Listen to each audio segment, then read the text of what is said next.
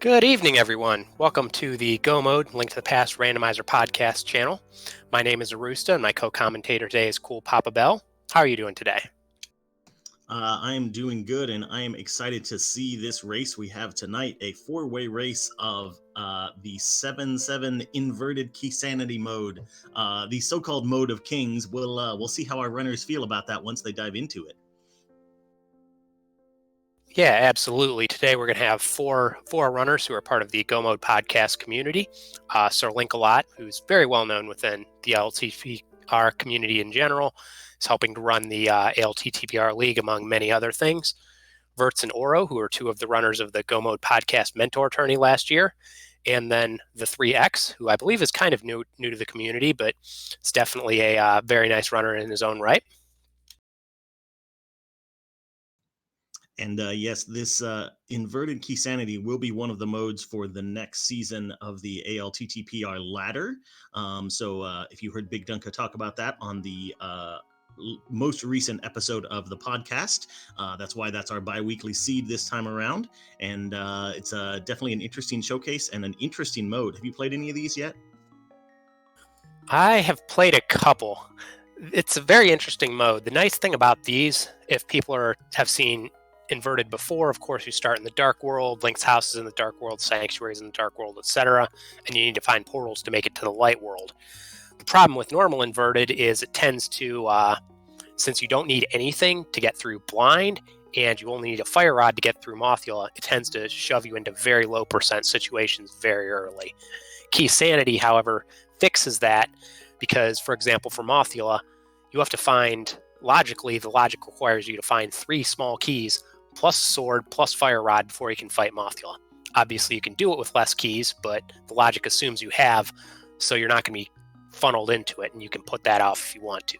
Similar thing with blind.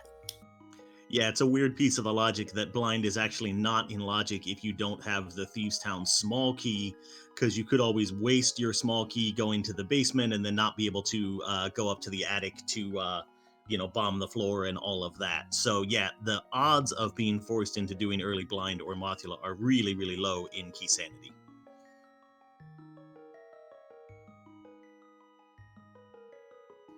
The same goes for the Aga Tower keys.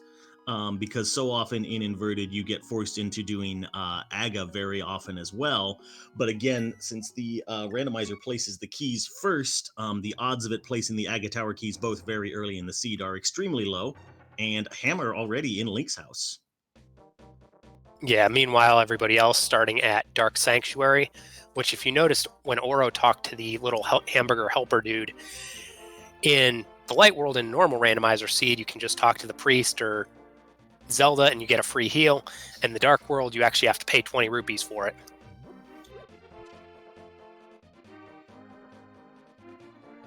And I don't mean to call out Vertz here, but showing one of the dangers of Key Sanity, finding the hammer, finding the hammer immediately, everything's great, and then dying to a Dark World enemy because you have 3 hearts in green mail, and they hit real hard.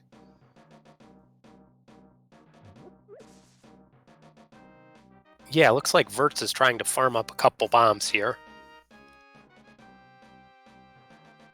Yeah, found that enemy had the bomb prize pack, and so decided to just take a second and farm 2 bombs to be able to clear out Hype Cave. Very nice start if you can get it. Most of our other runners are heading up towards Skull Woods and the Village of Outcasts area to begin with.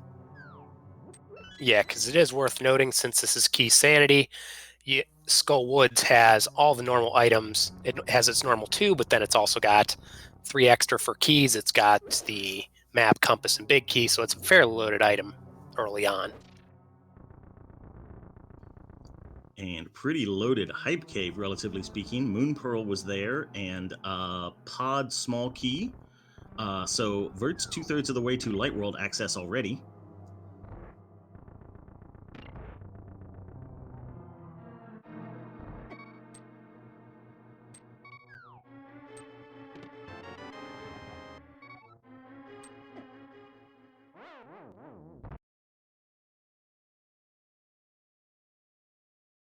Meanwhile, SirLinkalot's able to show us that vanilla big key chest, and there's nothing there.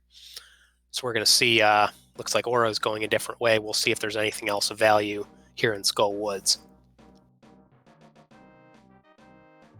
Yeah, it's such a hard room to do with these stupid Gibdos when you have no weapons of any sort.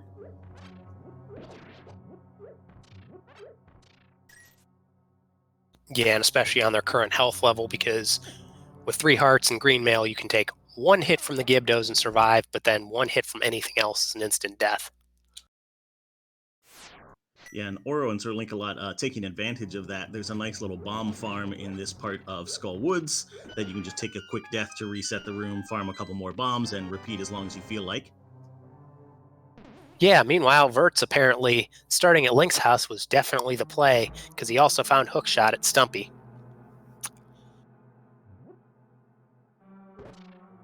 And going to show us the stun prize with it real quick here. Ooh, a red rupee. That's pretty nice.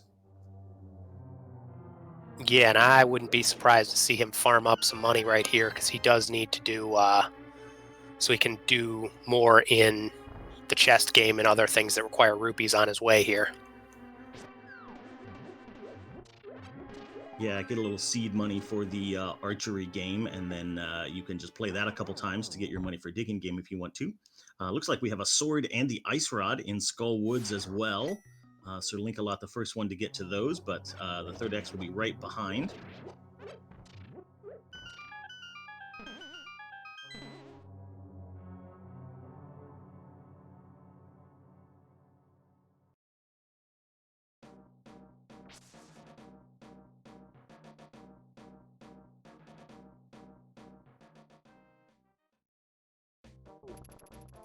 Yeah, it looks like Oro skipped part of Skull Woods, so does not have the ice rod and the sword.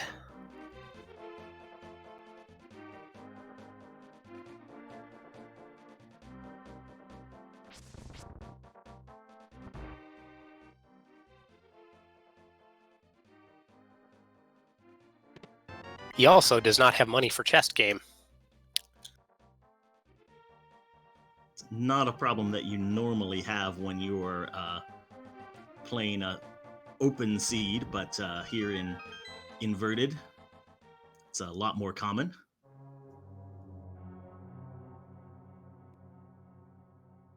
And there's our first Skullwood Small in the front of Thieves Town. It is worth noting, without the unless the big key happens to be here, won't be able to do a whole lot here in Skullwoods, or excuse me, in Thieves Town, just the first 4.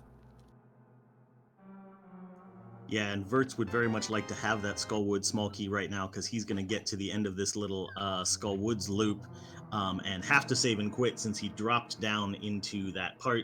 Cannot just wall master out as you would normally like to.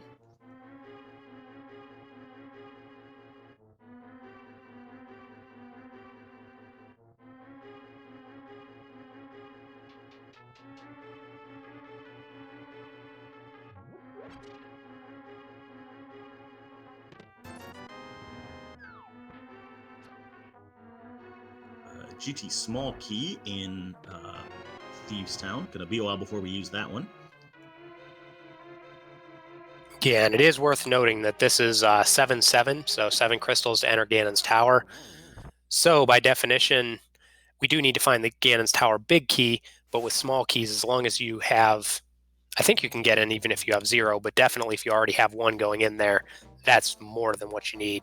You just pick them up along the way.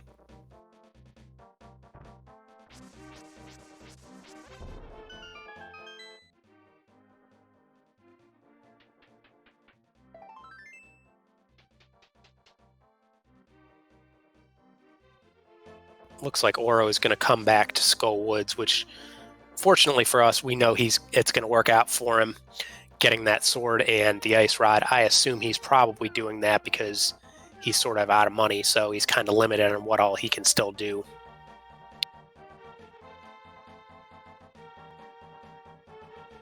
Yeah, and having found that Skullwood small key, he can safely get into the back here and still be able to get back out. So probably motivated him to come back up.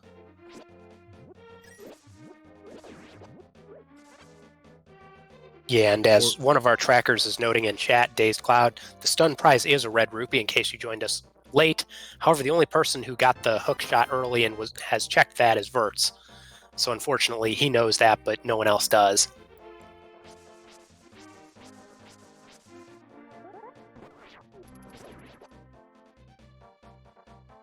was going to say, Oro might have also just planned to sort of finish out his Village of Outcast trip in Skull Woods, and then is going to save and quit back to Link's house, but looks like he has a bit more to do. He hasn't been to the back yet. Again, will be easier with a sword at least.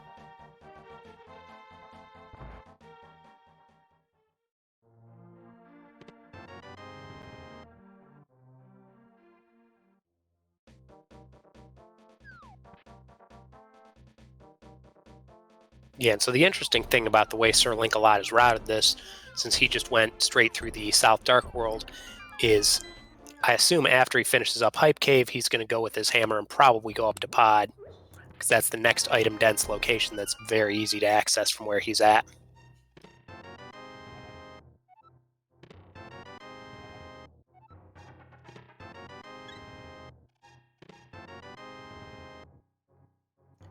Yeah, and with just one small key, there's not a ton to be done over in Pod, but better than nothing.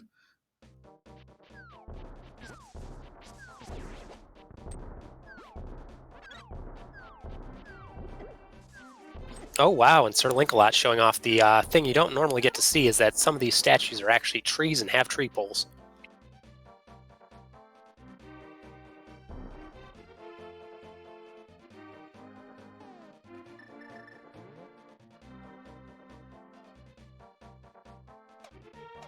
It is worth noting, I believe that bottle they have was pre-filled with either was a bee, I think, so we'll not be able to potion glitch the way through Pod.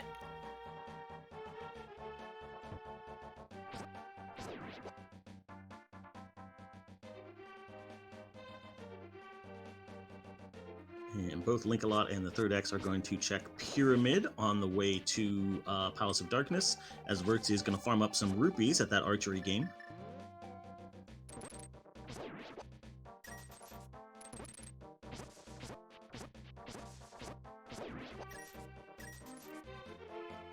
And there's just a glove hanging out on the pyramid. So Hammer, Moon Pearl, and Glove were all about within, I don't know, 50 feet of each other. About 2 screens away from each other at the very start of this seed. Yeah, and looks like SirLinkalot here, having wisely checked the stun prize, is going to farm himself up some red rupees here so he can give himself some options.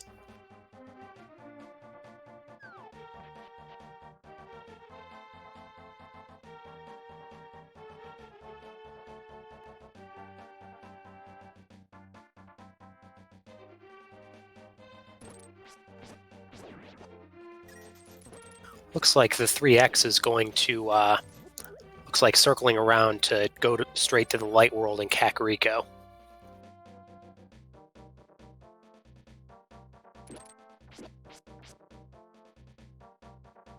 Which definitely makes a lot of sense, because Kakariko, as it does in the normal game, is very easy to access in a very item-dense location. You get a lot of checks very quickly. Yeah, and this is the point where the inverted really opens up, is when you just get the whole light world open to you all at once at this point, and so the 3x is going to head straight there. SirLinkalot is going to knock out Catfish before he heads into the light world, though.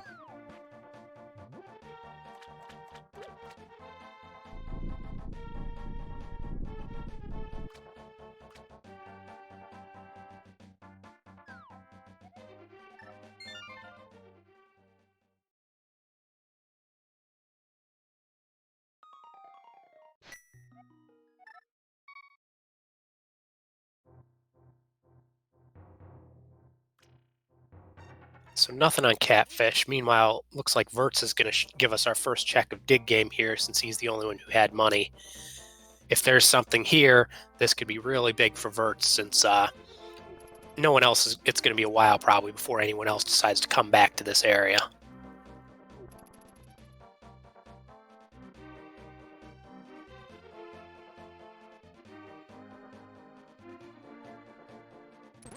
And just a Meyer small key there for Vertz, which is nice to have, but Meyer does have some extra keys. I believe you do normally want to get one ahead of time so you can make more checks there, but it's going to be a while before we access Meyer.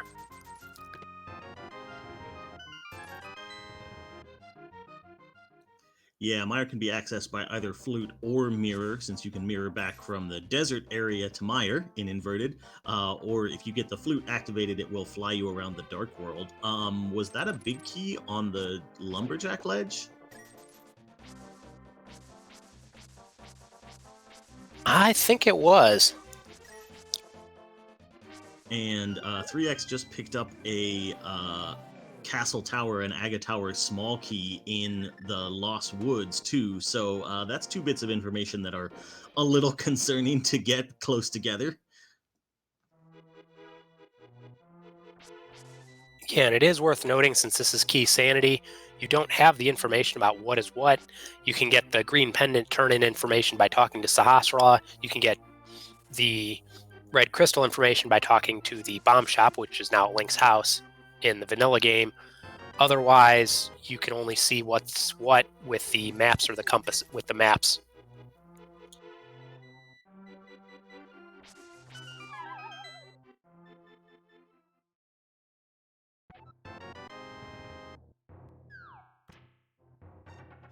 Oh boy, and there are boots in the basement of Blind's house. That's a big find for 3x, and also lamp, which is nice to have too.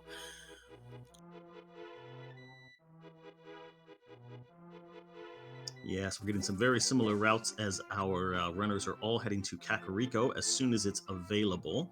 Vertz unfortunately took a death on the way to Catfish, so that'll be weighing on his mind a little bit, but we know there's nothing important there.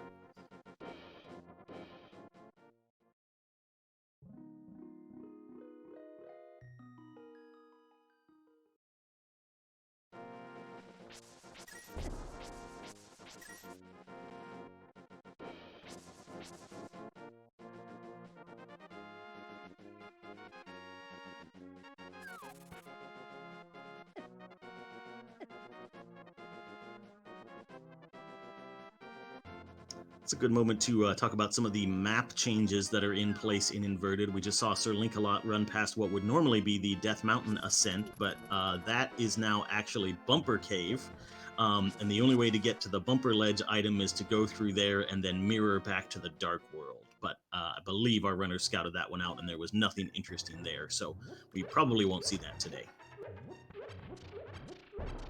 Yeah, and the other thing, which we saw just a second ago from SirLinkalot, is areas that you normally can only get to by the mirror. So, like Graveyard Ledge here, they've added stairs because otherwise you can't get there, since, of course, mirror works the other way.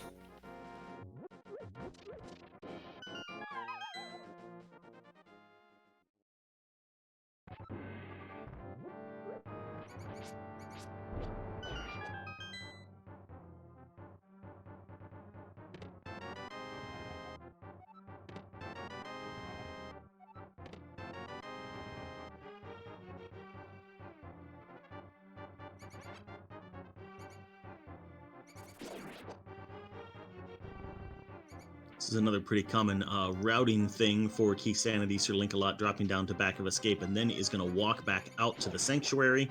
It's just such a pain to get back to the Light World typically early on in a seed, so it's definitely worth this extra little walk, and then you grab the Sanctuary chest on your way out.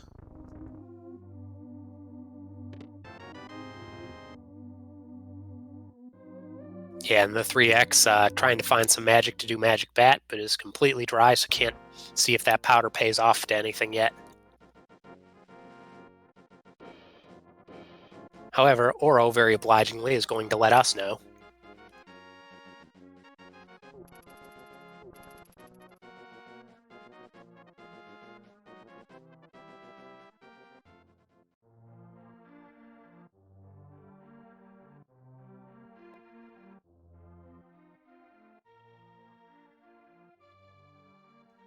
Also worth noting, Sir Link-a-Lot found the second Ice Palace small key in back of Escape. That's another thing that's open up earlier than it would normally be. Again, once you have flippers, you can just swim straight to the Ice Palace entrance. And since we have Bombos, which Vertz just found in the well, there might be something interesting there early on if the seed is sort of pointing us toward that.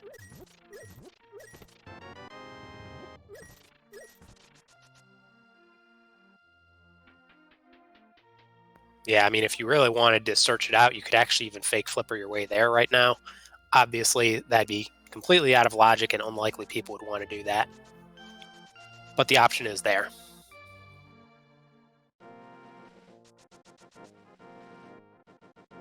Yeah, much trickier to do in the dark world, of course.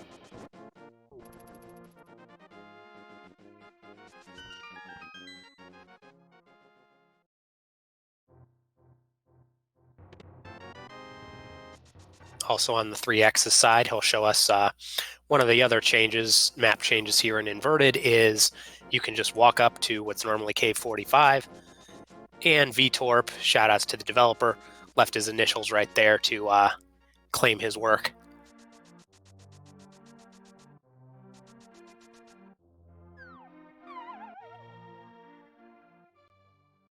Yeah, another weird little thing of inverted while we were doing those bonk checks up along the north side, King's Tomb is now hard locked by the mitts.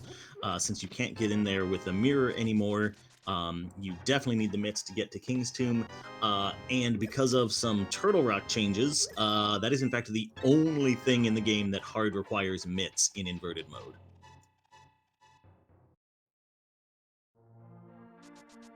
Yeah, though it is worth noting, mitts are still a nice item to have, even though they don't necessarily lock stuff, because it does make it a lot easier in certain cases to get to portals and transfer between the dark world to the light world.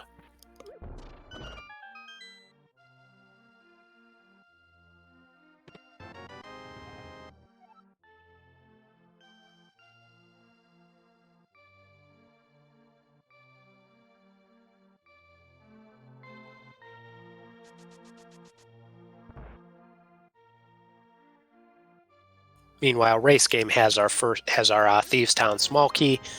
They still, I believe, do not have the Thieves Town big, so blind is not yet accessible. But that small key and hammer blind is in logic as soon as they find the small or the big key. And Skullwoods and Ice Palace, our red crystals.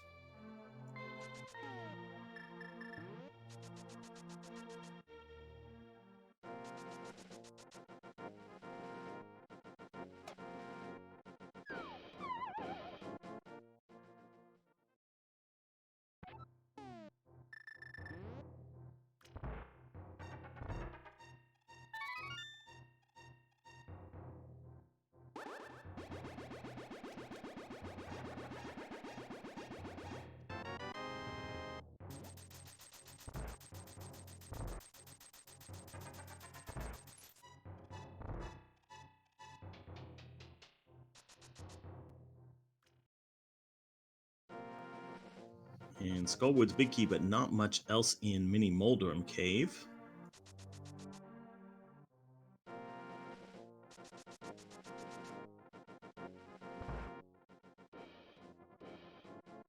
Yeah, it looks like the third X is going to play this out to Ice Rod Cave, which makes a lot of sense because it is worth noting in this mode, Ice Rod Cave is, since the flute actually works oppositely, it works in the dark world, even though you still have to activate it in the light world.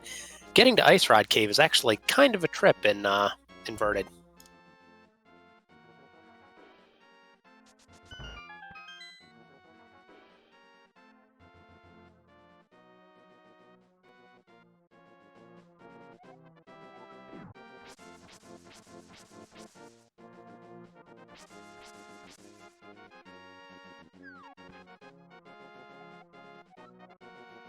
Or running past another set of stairs there that would take us up to the Bombos tablet, and gonna walk right up to Checkerboard Cave on the subject of inverted changes.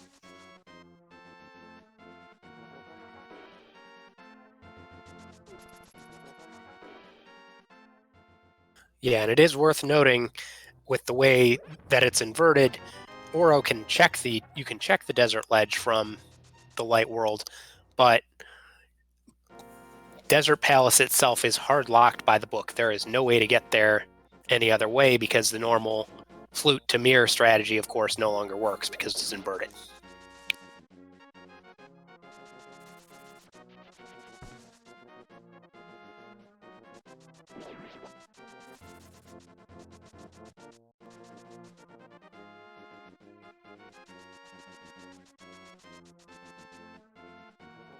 3x showing us a water walk to Hobo, just rewarded with a big 20 for his trouble. Continuing the fake flipper, so probably going to head up towards the Zora area. Yeah, it is worth noting he doesn't have anywhere near the money to actually buy the Zora item, so it's unlikely he'll get it. Oh, looks like he is going to Eastern Palace area.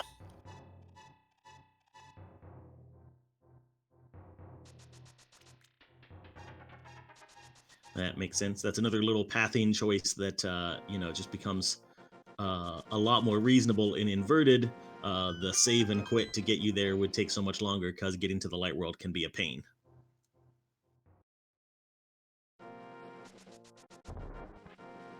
Oh, and the green pendant is Turtle Rock.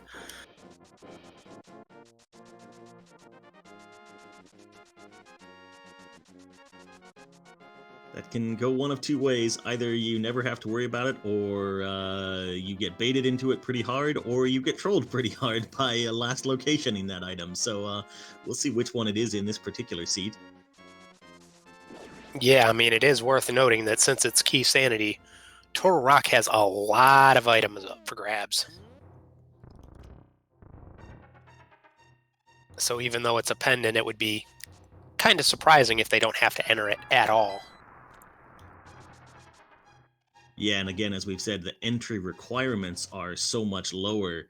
There are all sorts of ways to get in there. You can climb up the tail of the turtle to get there, to get to open the main entrance without having mitts or hammer. If you can get over to that side of the mountain, you can hop down to like a spiral cave and mirror your way in. All sorts of ways to get into Turtle Rock. Oh, and there is a very nice find by 3x finding bow here in Eastern, which with bow, lamp, and sword, for whatever that's worth, can go ahead and clear this. We have no idea if it's a crystal or a pendant, but I would be very surprised if he doesn't finish this play out and go all the way through Armos here. Oh, wait, never mind. No big key.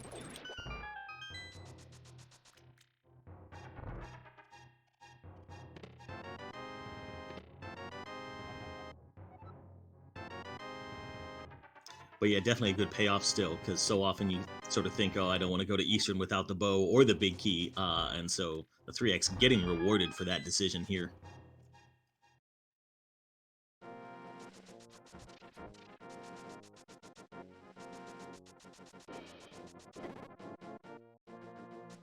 Yeah, though it is worth noting that with the way 3x has routed this, he does not yet have hookshot, unlike the rest of our runners, and Stumpy is right now kind of off by himself, so might be a while before he does Stumpy in Dig Game.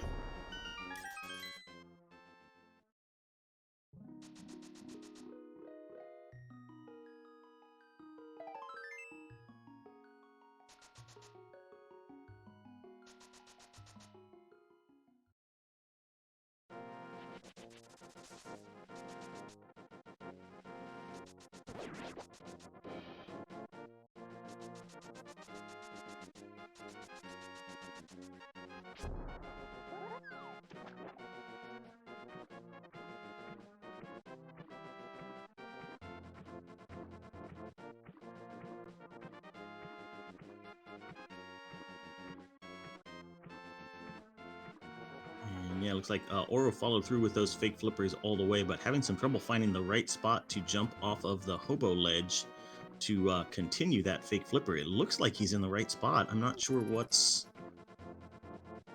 causing the issue there.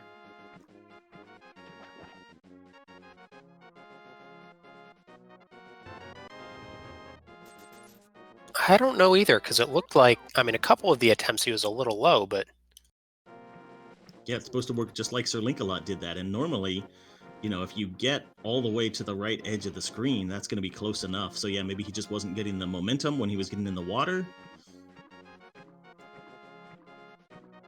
yeah, one of our trackers in chat pointing out that it might be you do need to hold right after you jump. It might just be that Oro was missing that input, or it was eating his controller was eating his input or something. Which shout-outs to our trackers, Dazed Cloud and Drunk Future Self, for pushing the buttons and keeping us on track here.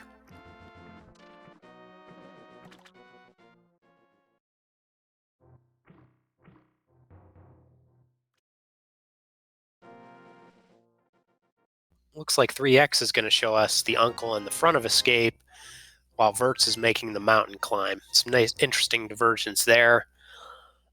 Linkalot, I believe, has the 500 rupees, so probably will play this out to Zora, and maybe even the ledge if he can find a way to get there. Or not, looked like just bombs, so.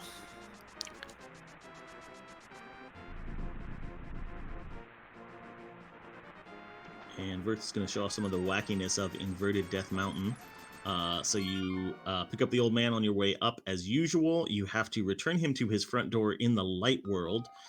So we'll go through this portal that is right here as usual.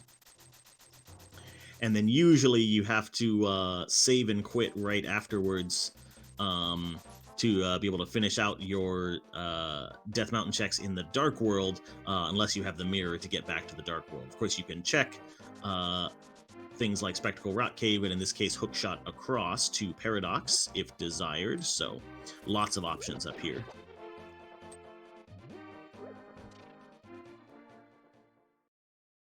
And it is worth noting that on the top of Spectacle Rock there was a small key. We, of course, have no idea what that's for or even if it's needed, but depending on the dungeon layout, there are a few small keys like the one to Swamp, which are really, really important to have. Yeah, and that small key is accessible right now. Vertz can just hookshot across the bottom of Death Mountain here, and then there's a little ramp leading down from Spectacle Rock toward Tower of Hera, so you can just walk up to it once you can get around to Hera with hookshot and hammer.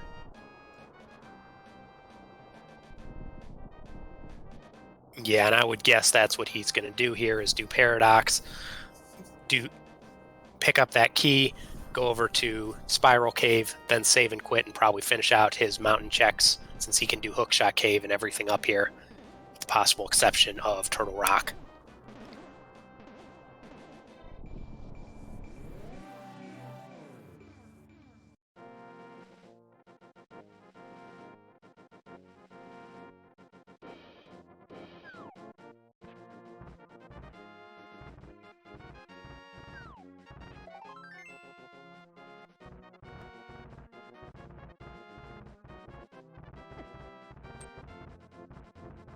And the flippers were hanging out there in Paradox Cave, half magic as well, which is nice.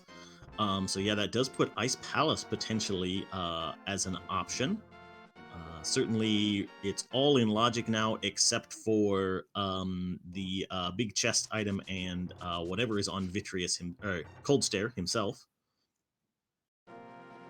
But we can certainly get all of those items with some bomb jumps or other tech in Ice Palace, except the big chest, naturally. Yeah, and it is worth noting the 3x picked up the red cane here, which, if the other runners play that out before going to Ice Palace, will allow Icebreaker to be in play, which makes the whole routing of Ice Palace much easier.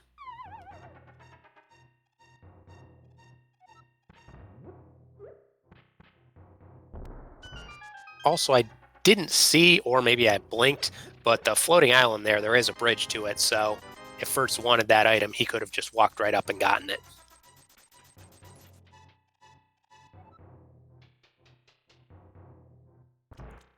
Yeah, I didn't see what that was either, but he is probably thinking he's going to have to path back around anyway to walk past it, so might check it out in just a second here.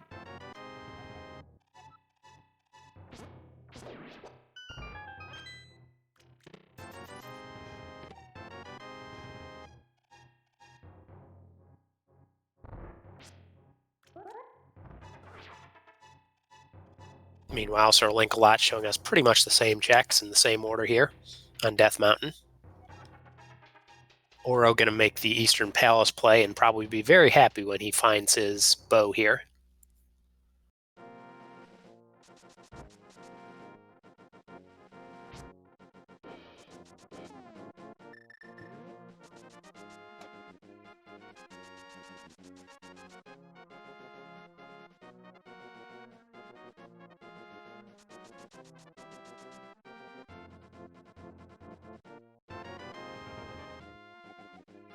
SirLinkalot going to pick up that small key, which is just one to Meyer, so it's not actually too important, and looks like probably going to dip Hera first, rather than doing all the east checks like Vertz has been doing. Yeah, so with the hookshot, we can of course do Harapot in here, which is sort of a blessing and a curse when it comes to key sanity seeds, because you can clear out Hera without basically anything. Oh, Turtle Rock big key in the Hera map chest there. The downside is you sort of wind up isolating the big chest if you just clear all of Hera without that big key. So SirLinkalot opting out of that at this point, especially since he doesn't know whether Hera is a crystal or a pendant.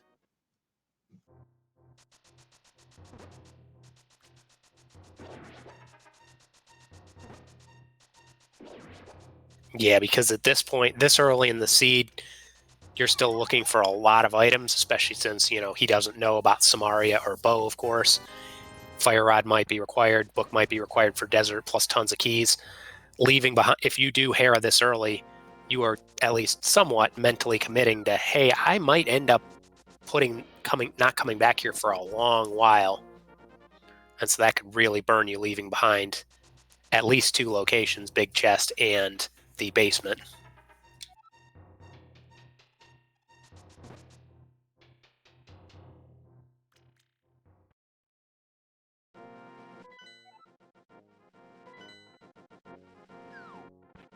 Meanwhile, 3x picking up his own pre-filled red goo.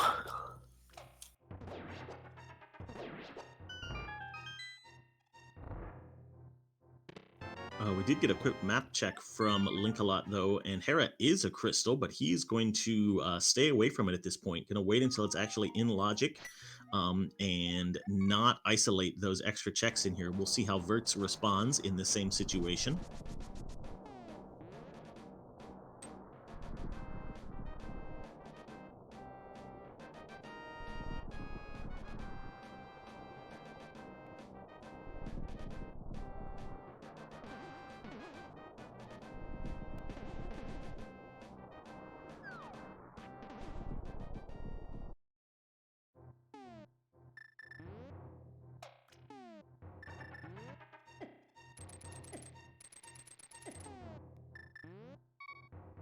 SirLinkalot showing us a very early Spike Cave check here.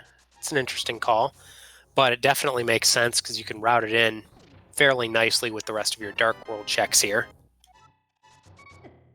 But it doesn't pay off.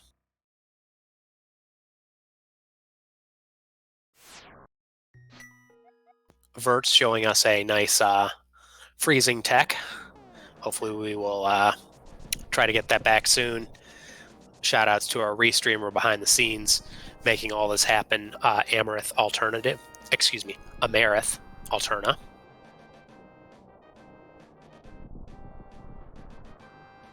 And Oro showing us the first pod dip here. Finding blue mail in the first chest, and the 3x showing off the fake floppers or kern jump, depending on how you want to call it, and is using that to hop into a whirlpool and get to the south side of the Dark World in the water, maybe headed toward Ice Palace.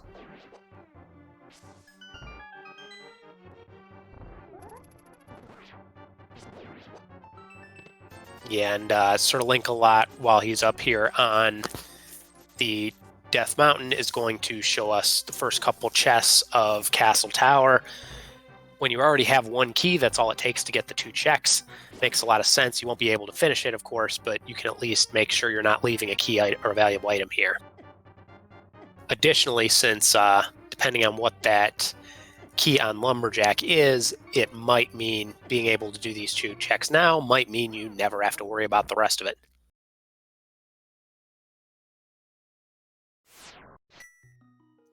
Yeah, although we already have one of the big keys that can be safely ignored most of the time. The Skullwoods key is not required to finish the dungeon. Same with Swamp, Ice, and now Hera with the addition of Harapot. But of course, those could always be logically required for the big chest Or on the other hand, it could just be the big key to some pendant dungeon that we don't actually have to finish. So yeah, big mystery to deal with that big key on the lumberjack ledge.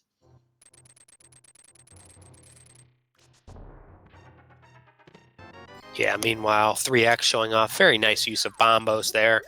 Smart call, it's probably a lot faster, especially since he does not have hook shot. It's a lot faster than trying to kill those penguinators with anything else.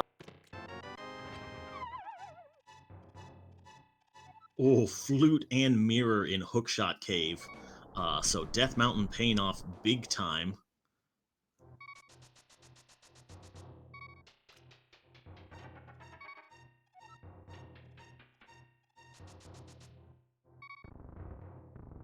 And it looks like we're going to see some of the new Icebreaker tech from 3x down here in Ice Palace.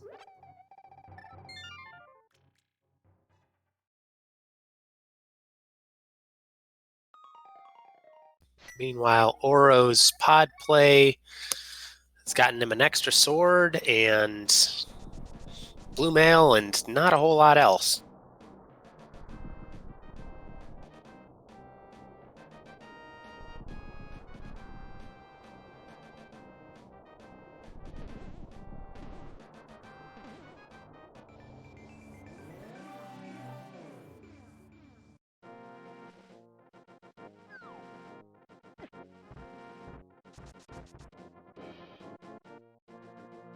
Oh, and looks like SirLinkalot is going to take that mirror and head right into Turtle Rock. Um, Obviously, not a whole lot to be done in there without the cane or the fire rod, but you can just mirror straight from Mimic Ledge into the big chest room, or same thing with Spiral Cave, and kind of get into the middle of Turtle Rock, and kind of treat it the same way you would in like an entrance seed, where you just wind up in Turtle Rock very early on and can grab one or two chests out of there. And so it looks like SirLinkalot is definitely interested in that.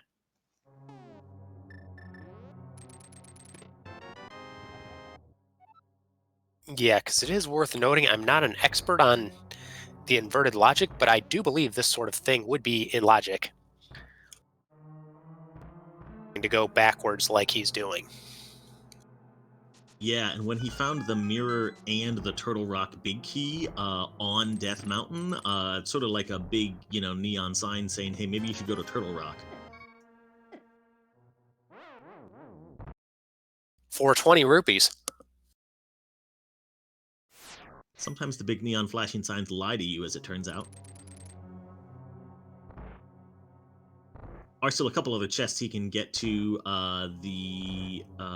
Let's see, vanilla big key chest you could hypothetically get to, although it's not in logic until you have all the small keys, as far as I know. And you can also work your way backward to the chain chomp room and get one more item there.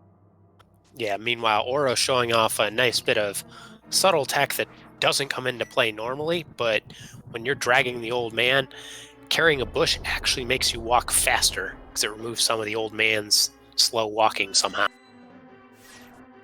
Yeah, I think what it is it makes you move at the normal holding a bush speed, which is faster than the normal old man following you speed.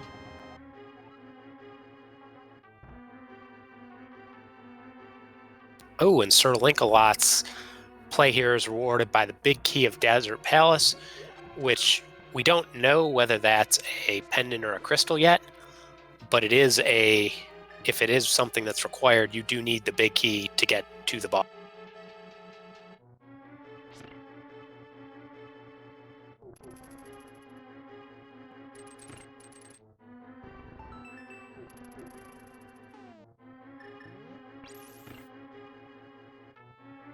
SirLinkalot choosing to play this Chain Chomp's room very safe, and that makes a lot of sense.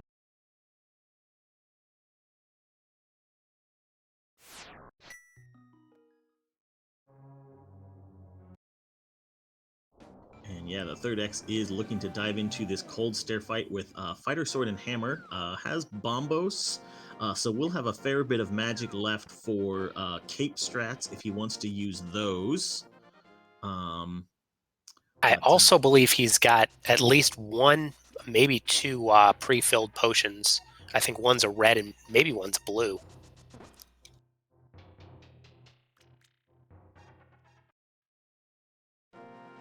And yeah, still on green mail too, but although with a good chunk of health at least.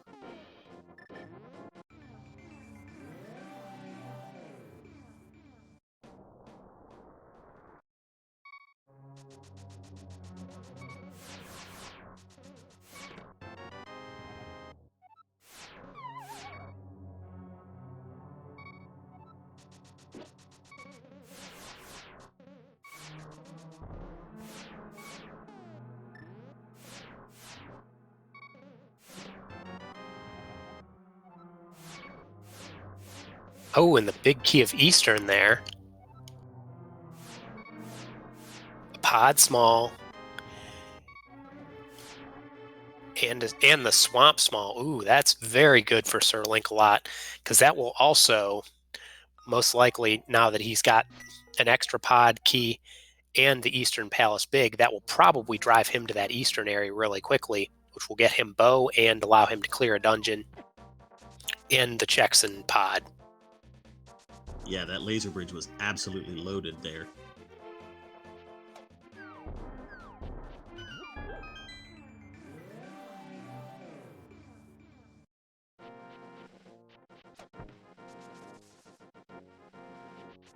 Oof, and that's rough there.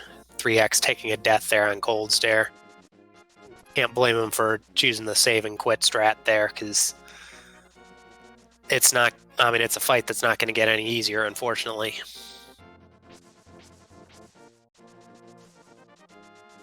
Yeah, the upside is the trip back to Cold Stare will definitely be reasonably fast with that icebreaker, so you can always come back later if that turns out to be a required crystal. But yeah, it's just such a tough fight because you either have to use hammer or just resign to doing fighter sword spins, which do master sword slash damage, and it just takes forever. So it's a really tough fight one way or the other.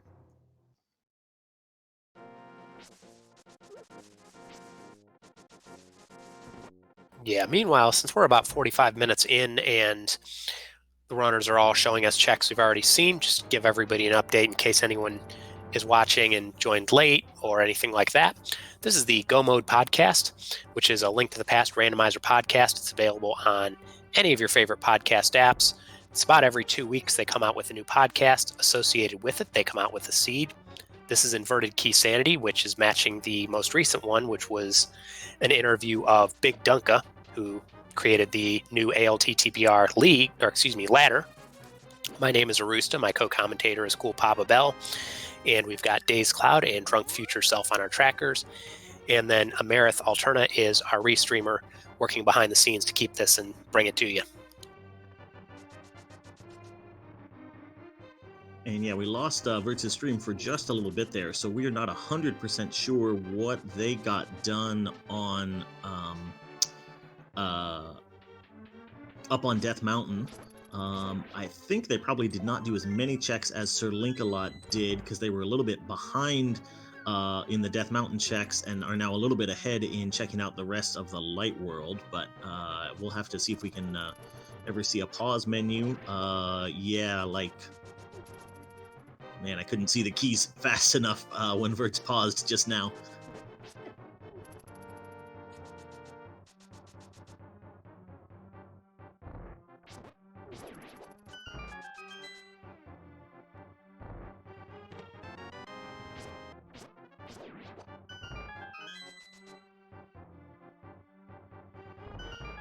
SirLinkalot finding the red cane there. Oh, and Oro finally getting back around to that hook shot on Stumpy. That's going to be a little frustrating to have left that for as long as he did, but yeah, with just the routing that he chose, there were always better options than these two checks that were sort of isolated back here.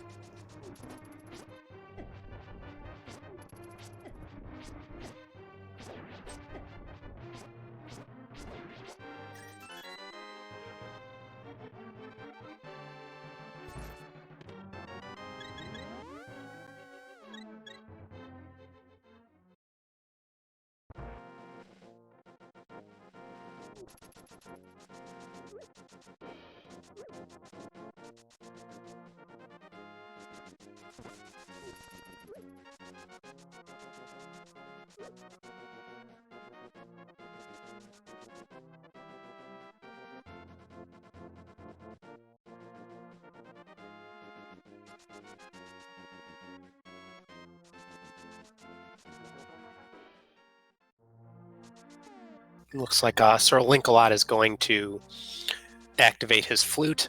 The interesting thing about inverted is you still have to activate it in the light world to free the duck here, but it actually works in the dark world and flutes you to approximately the same 8 locations in the dark world.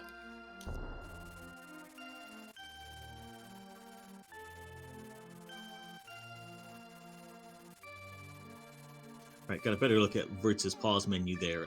Yeah, has the mirror, so has been to Hookshot Cave, meaning they have the flute as well, unless something really disastrous happened in there.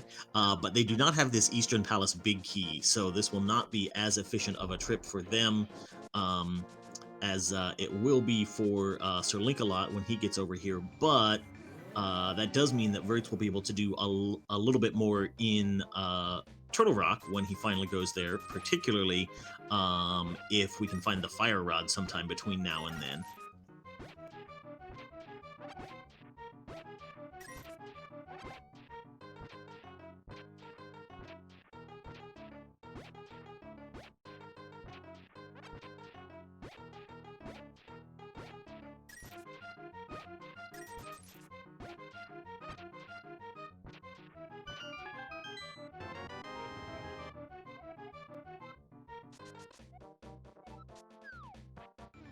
Meanwhile, the 3x showing off a little-known thing. The right paw of Turtle Rock is actually a tree that you can pull for items. Something that basically never comes up in a normal seed because by the time you get anywhere close to it, you have plenty of stuff, but can be nice to know in inverted.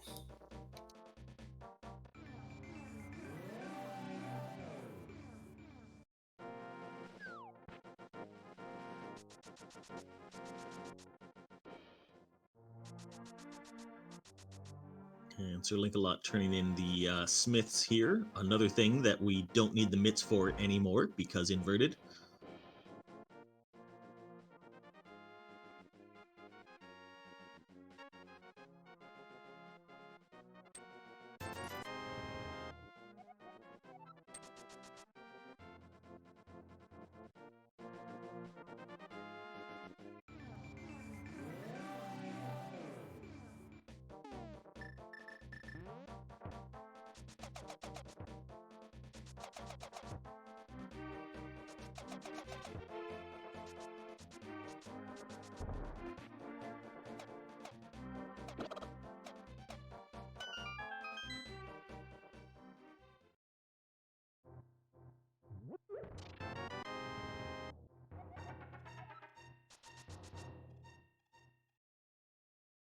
Oh, SirLinkalot finding the pod big key as well. Oh, this Eastern pod dip is just looking better and better all the time.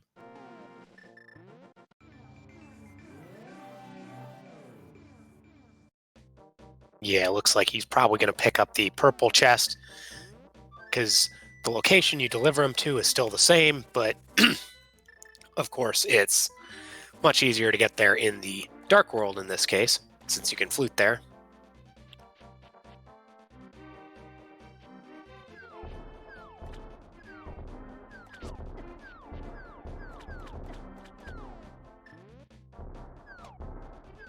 But I would be surprised if after this play we don't see... I can't remember if SirLinkalot has been to Desert at all, so maybe he'll play this out to Desert, but then after that, Pod and Eastern is just screaming at him at this point.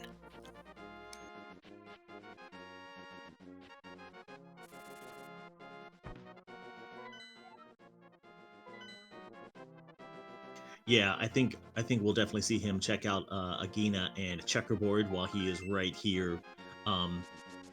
Since yeah, again, it's a pain to get back here. Even with the flute, you need mitts to get you back in the light world, the same way you would normally get into Mire with in non-inverted mode. But nope, looks like SirLinkalot has other things on his mind. He does have the Swamp Small, so I don't believe he has the.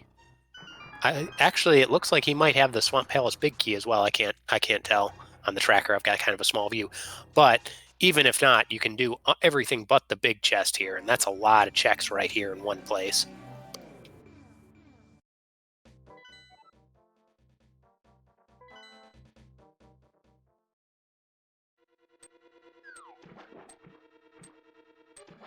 And I believe that was a pendant in Thieves Town and then a crystal, or sorry, pendant in Palace of Darkness and a crystal in Thieves Town.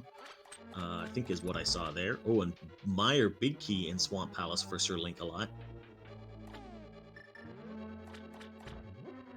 Yes, which at this point, if you combine all our knowledge, there is one more pendant out there, and we're not sure where it is. So there's a pretty good chance that Meyer Big Key will be actually needed.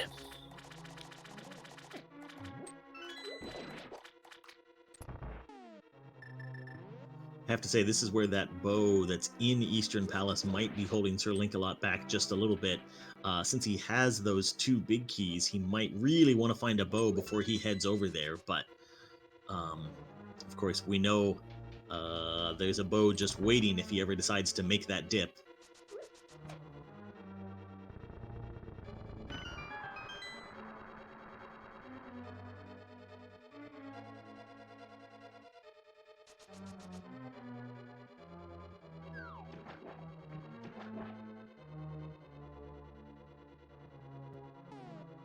Vertz showing off the hammer yump technique. Very nice. Unfortunately, without the big chest, can't really get full effect of it, but it saves you a key and will get him these two checks. So it's still very useful to know in key.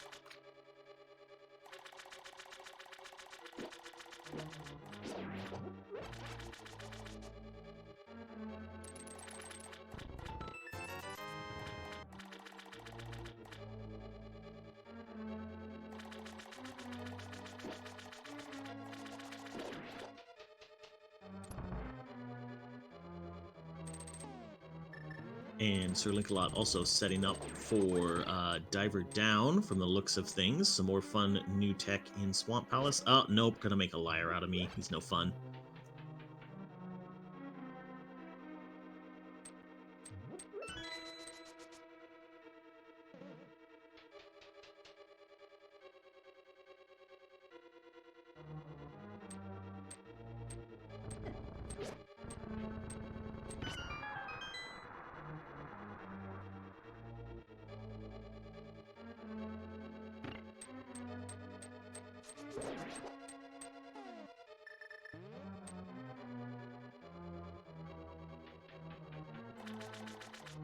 So Vertz went in with 3 pod small keys and opted to use all of them to check as many items as possible, but that means he will definitely have to find another one before making it down to Helmasaur. I don't know if he has the knowledge or not of that pod is a crystal. If so, that's definitely a reasonable gamble to make and just hope that you'll never have to actually beat Helma. Such a long check for one item, so...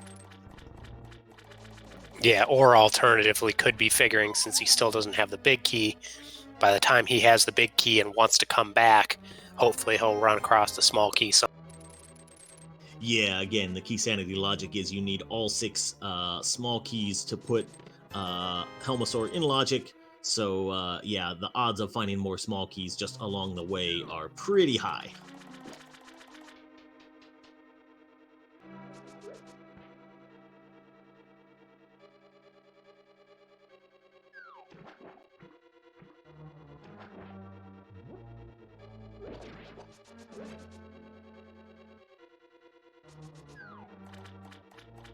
Yeah, so right now, collectively, what we could still be looking for is a book to enter Desert, if Desert is a crystal, a fire rod, and then that would be it, except for, obviously, keys as needed.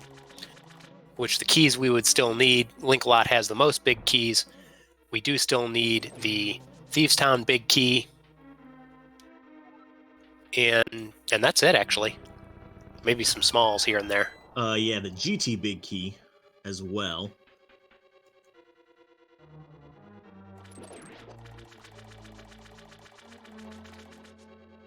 And of course, the logic thinks we need the Ice Palace big key, but what does logic know? Oh, and there's a first bow there in Swamp. That is a big find for Linkalot, because that is almost certainly going to push him over to that Pod Eastern area, where he will find a second bow and get a ton of checks, and have 2 completable dungeons. At least one of which we know is a crystal. I don't think SirLinkalot knows that, but we know that.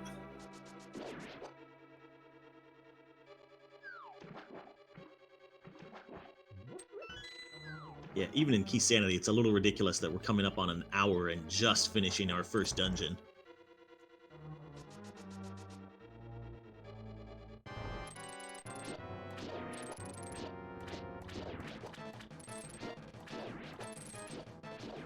And a really convenient location for that Master Sword that SirLinkalot found as well to make this Argus fight go a bit faster.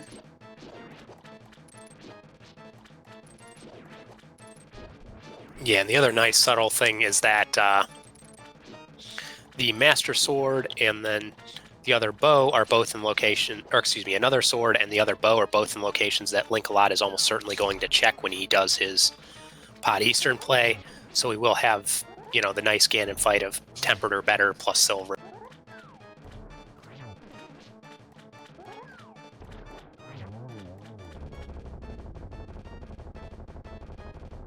Ooh, unlucky. Moldorm not playing very nicely with Oro there. So we'll have to start that fight over.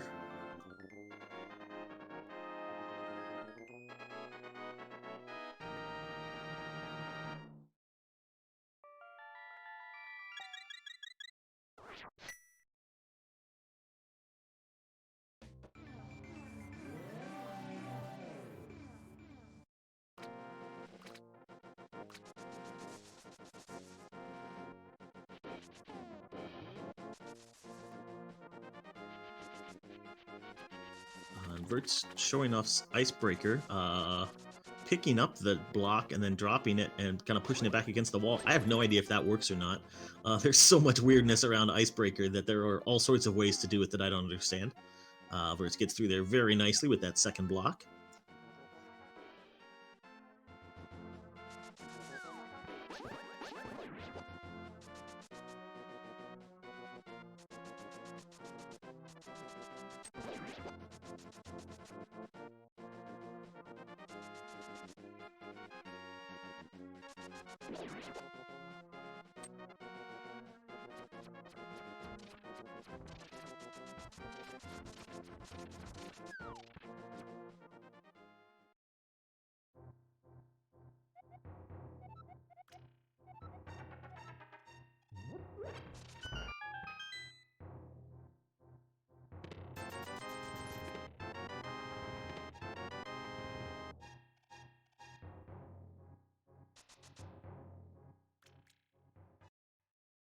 The3x going to show us Harapot. Looked like the first time he was a little far to the left. He was a little far to the right that time. The visual cue, this looks like the setup popularized by Dracarys. The visual cue most people look for is the chests in the lower right-hand corner, like that open chest should line up with your yellow screen there, or yellow.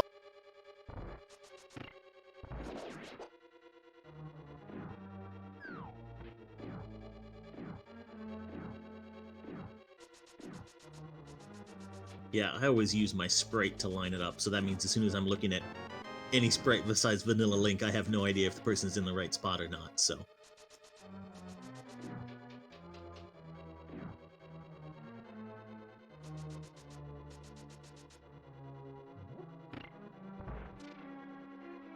Gets it eventually, though. Nicely done.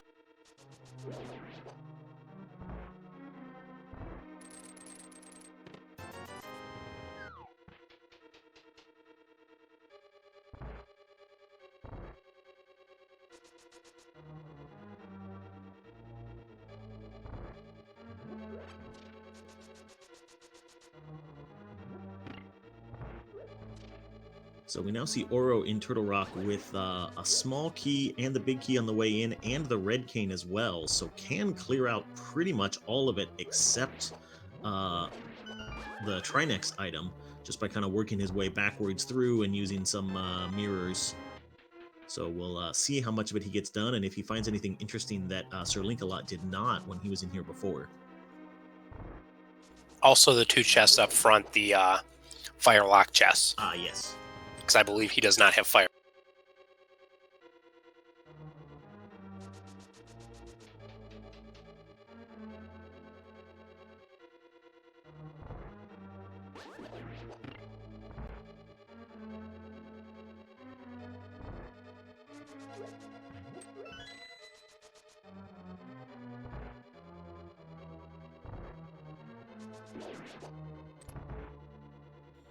Yeah, Vertz was taking some time to line up that bomb jump, or maybe was just thinking about whether they actually wanted to try this cold stare fight or not with their current equipment.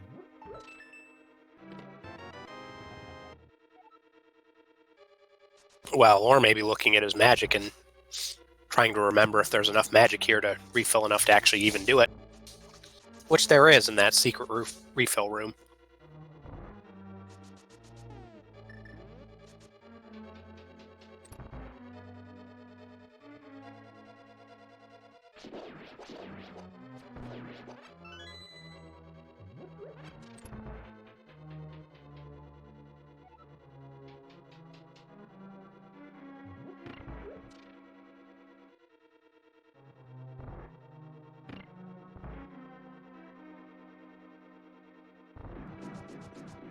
So I just checked on that pause as well. I think Vertz has the Turtle Rock Big Key. So it looks like they did make a quick dip into Tower of Hera when we were lost the stream there for just a minute. But yeah, they did not opt to complete it.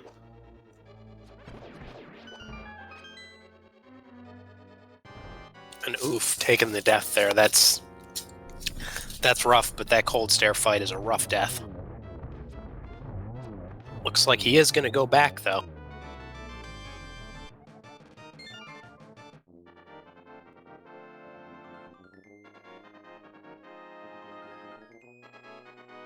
Oh, and the Tower of Hera Big Key is on Armos.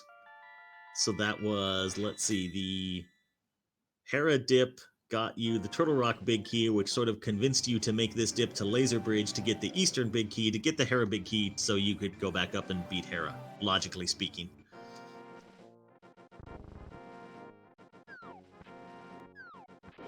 Which it is worth noting that SirLinkalot did dip Hera, but unlike Oro and 3x, did not play it out with the Hera pot to beat the boss.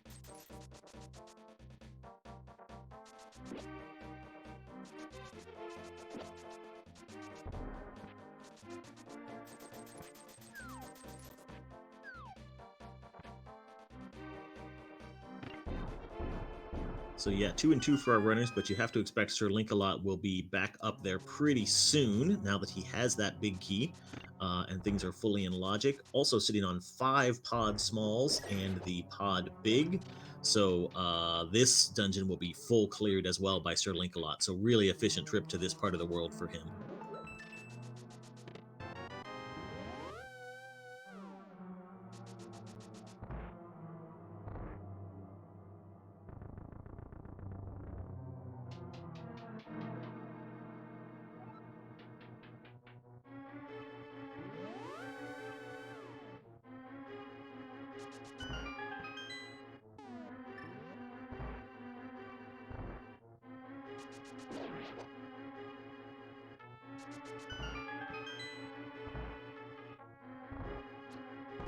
Good plan by Vertz, pulling out the powder, so is going to go collect a fairy from up here.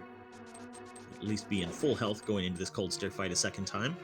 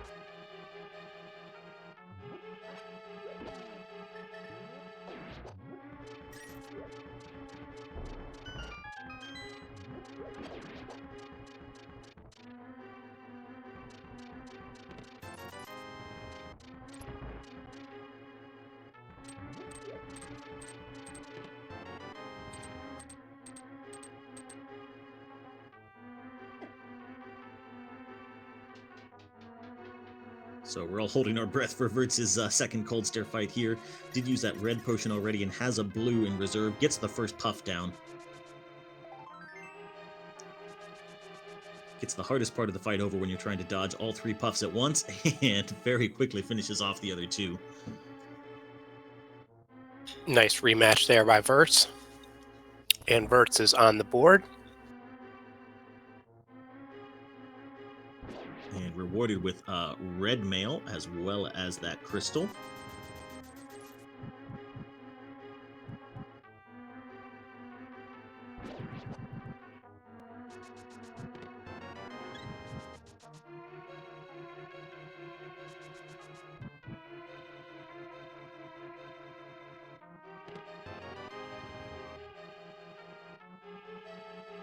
Oh, SirLinkalot finds the 4th sword in the big chest of Palace of Darkness, so probably not a huge problem for anyone who missed out on that one before, but certainly convenient to have.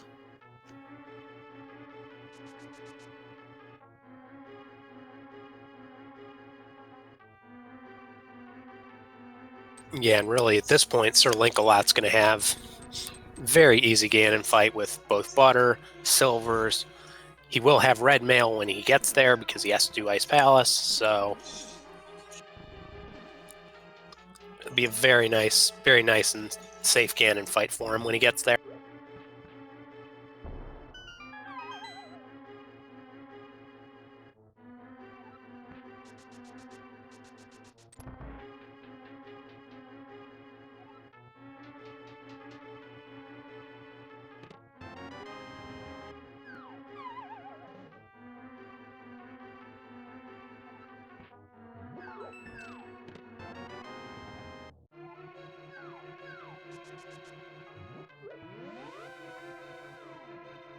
Oh, there's the Hera small key in the pod basement. I'm not sure if we saw that yet. Vertz has it, so at least someone saw it.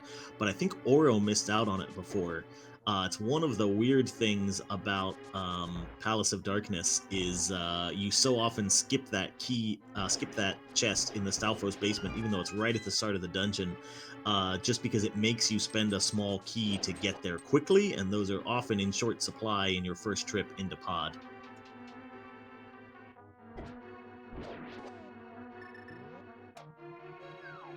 Yeah, because it is worth noting you do need 1 key to get to Helmasaur, so one of the things people often make the decision about is whether they want to do the quick way to get to the back, opening up that center door, or just commit yourself that every time you're going through here, you're going through Bowlocked and save a key.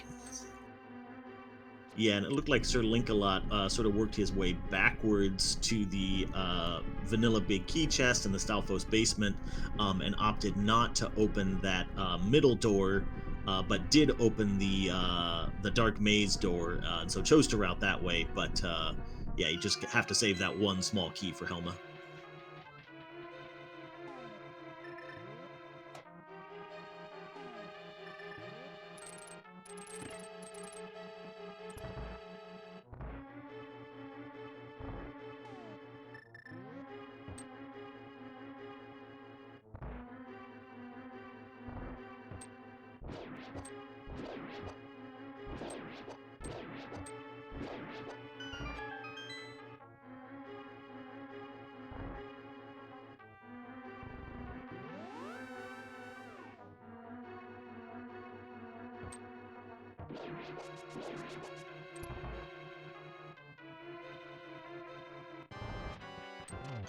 Looks like Oro is going to show us the diver down tech.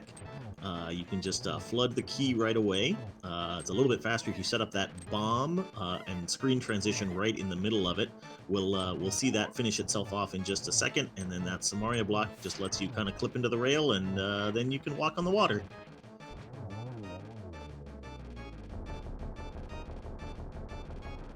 Yeah, and it is worth noting that bomb explosion, as long as it's anywhere in the middle of the explosion, you can when you walk through the door, it works. So it is not nearly as hard as it looks. Like, it's not frame perfect, nothing like that. You have a fairly large window to pull it off. Yeah, I always wonder if that was known before, or if that was just conveniently found at the same time as Diver Down. I feel like that's tech that people knew about beforehand, and suddenly just found an application in Swamp Palace when Diver Down was discovered.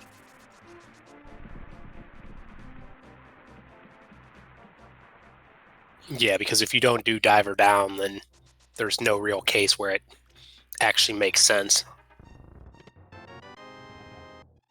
Yeah, what you're actually doing with Diver Down there is you put yourself on the layer under the water so you can walk through the door that's underwater and that sort of stuff. So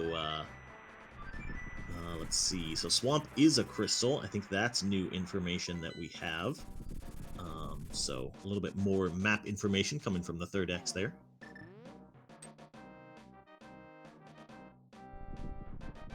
Yeah, so at this point, it looks like the third pendant is desert.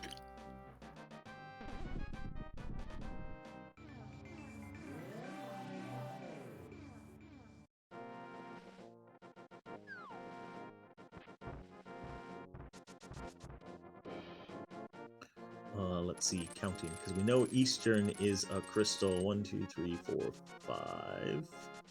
Pod is a pendant. I guess we don't know about Meyer either, right?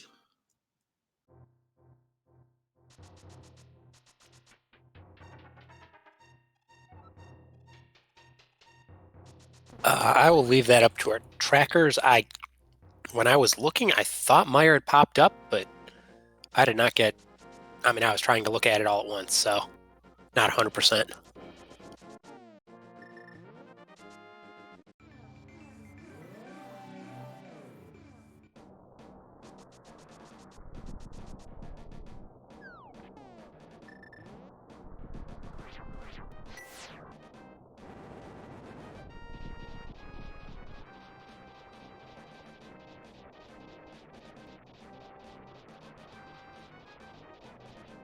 Oh, very nice from Oro there. Got about 3 puffs into a potential 0 cycle Argus. That's farther than I've ever gotten.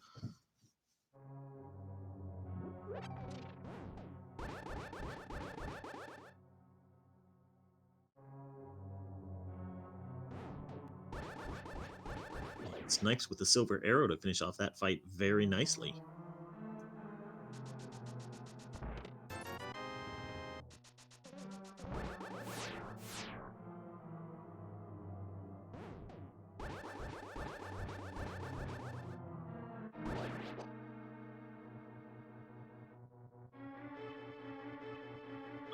SirLinkalot heading around to some fire rod locked chests, and I do not recall us seeing us get that fire rod. It's getting the bad news right now.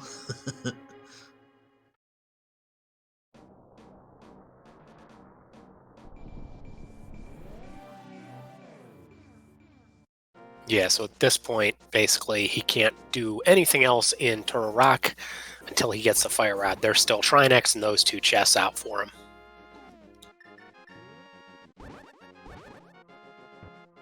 But does have both keys for Tower of Hera. So is going to head back in and clear out the rest of those items. 3 more checks for him, but 2 more that we haven't seen yet. Yeah, additionally, he can also do Meyer. Well, I guess not.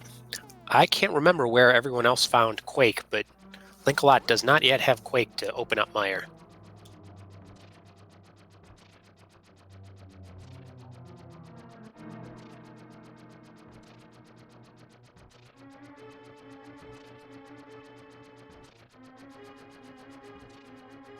Okay, so Ice Palace is our Quake medallion. I guess that makes sense. SirLinkalot headed into Swamp a little bit earlier than people, did Eastern and Pod a little bit later than most people, and so probably Hera's a little bit more appealing than Ice Palace without the big key. Probably hoping to find that big key before heading back into Ice so you can just full clear everything.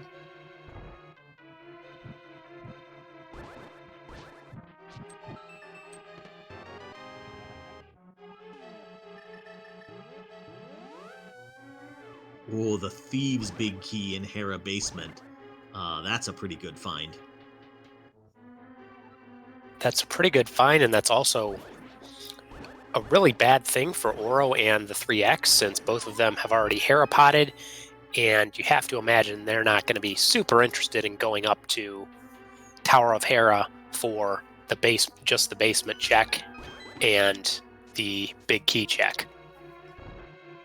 So they might end up putting that off for quite a while.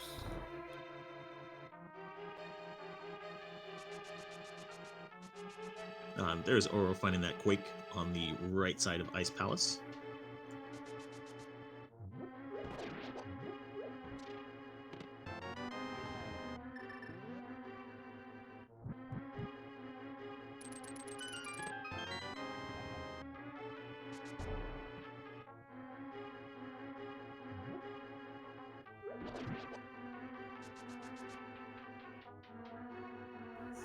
Fortunately, the big chest there in Hera was just a map, and a map that all the runners already have that information because it's Turtle Rock, so that at least won't hurt them.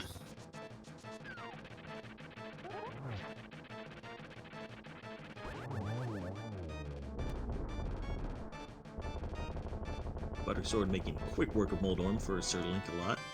We've got two runners in Misery Mire. 3X finding another GT small key in the vanilla big key location.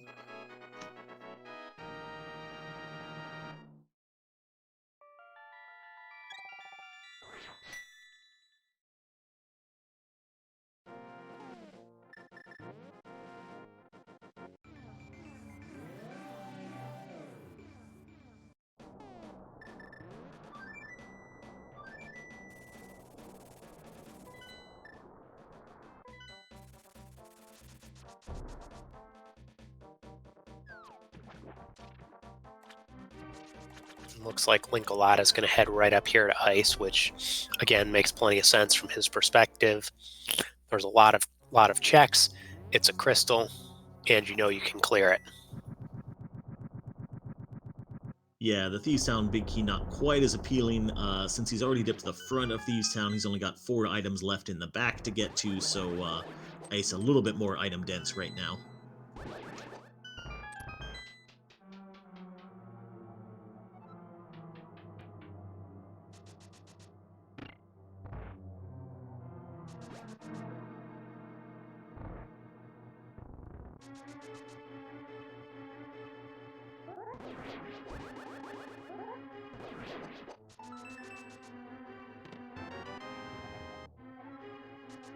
Oh, and there is Fire Rod. That was the absolute last check that 3X could get to without the Meyer big key, and paying off really big with the Fire Rod.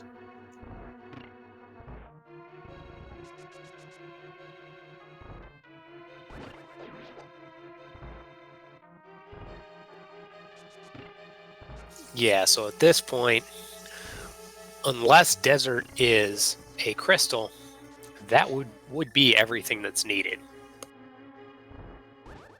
Linkalot, who's in the lead here, doesn't have the Meyer medallion yet, so he's going to get it in a sec. And you would have to think with the everything else he has, Meyer would probably be pretty high on his list after this as well.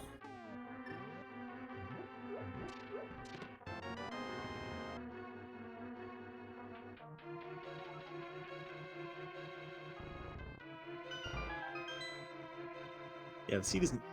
Oh, yeah, and yet again, thanks, Days Cloud, pointing out that I forgot the most important thing, which is the GT big. Yeah, I guess we want to climb Ganon's tower.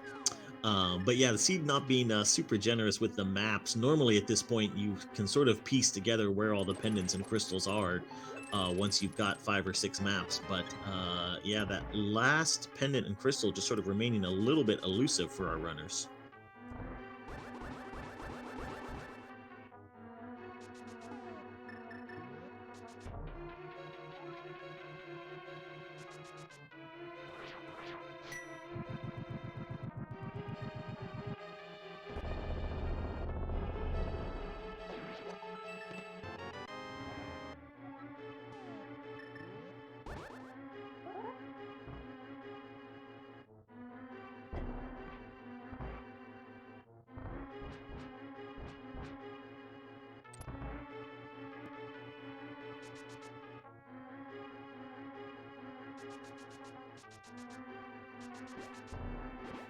SirLinkalot giving us one of the secondary Ice Palace bomb jumps, but another really important one, particularly if you are ice breaking your way in.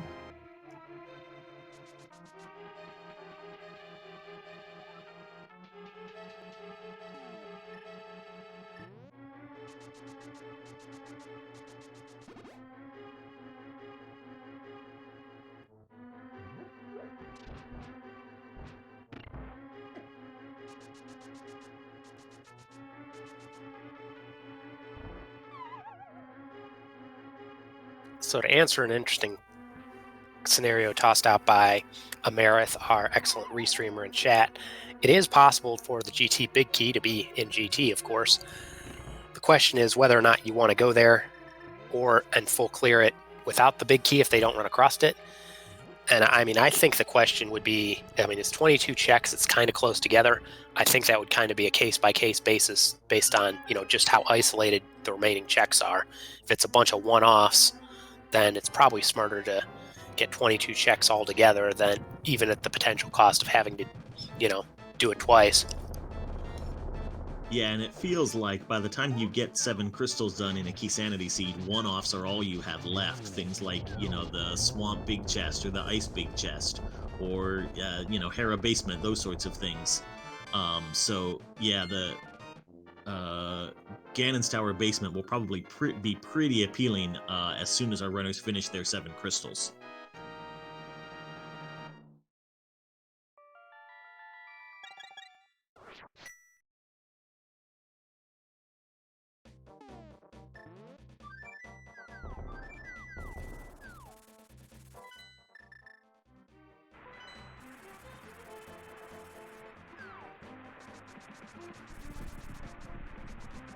The 3x really spamming out those fire rod shots. I think that's even a little bit counterproductive. He's not really giving Moth time to bounce off of the spikes and get away from them to make sure the shots register, but gets through that fight and collects their second crystal in Skullwoods.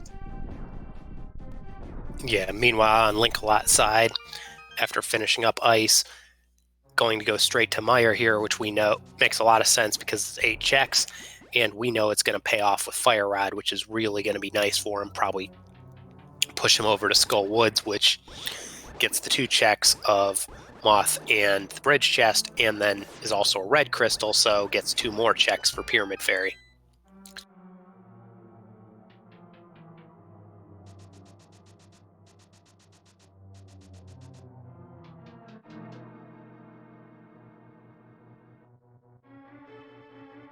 Some nice sync from our runners as Vertz is also doing this Moth fight, although with Master Sword as his backup to the Fire Rod, which is significantly better than Fighter Sword, as it turns out.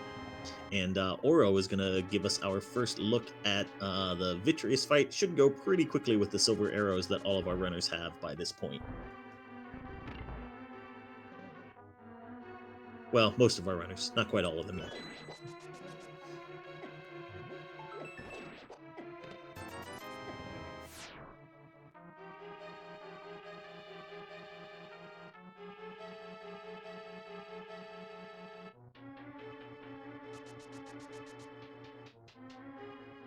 And it looks like Meyer is a pendant, so there's our 3rd pendant.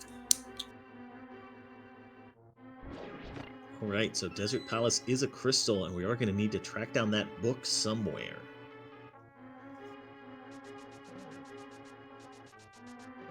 Yeah, and depending on when you find book, there's also the possibility that you might want to track down the desert small as well.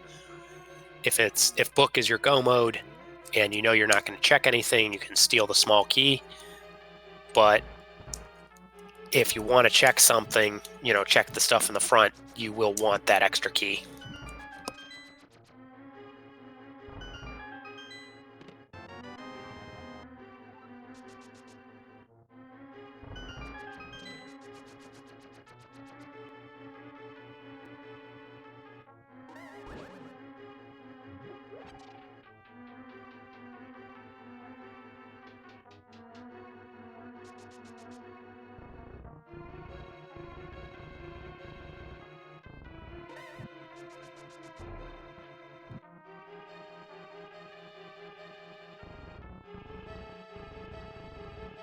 Meanwhile, Linkalot showing off one nice little piece of subtle tech here is that, contrary to what a lot of people may think if you've played it casually or haven't done this room a lot without Fire Rod, you don't actually need to open up all 4 of those little block puzzles before you start lighting.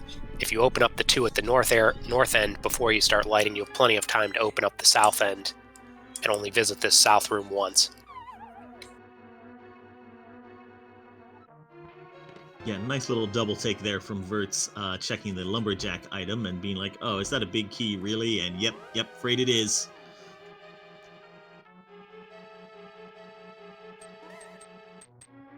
Which I'm just going to note that the only big keys we haven't seen are Swamp and Ice Palace, neither of which really do anything for it, or excuse me, Swamp, neither which doesn't really do anything for us, and the Ganon's Tower.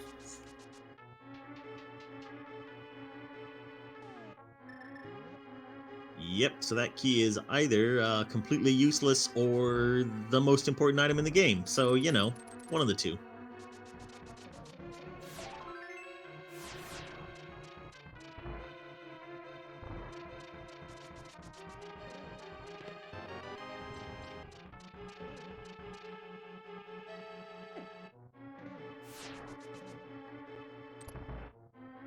Meanwhile, Oro also finishing off his moth fight, very nice.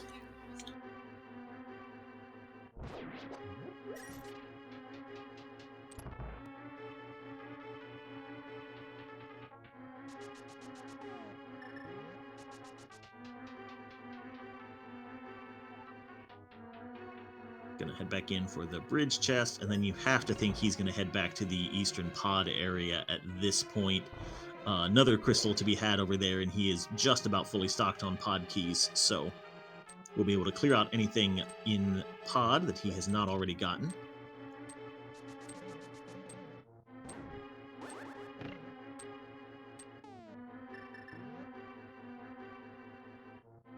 Yeah, which looks like that's what 3x is doing as well.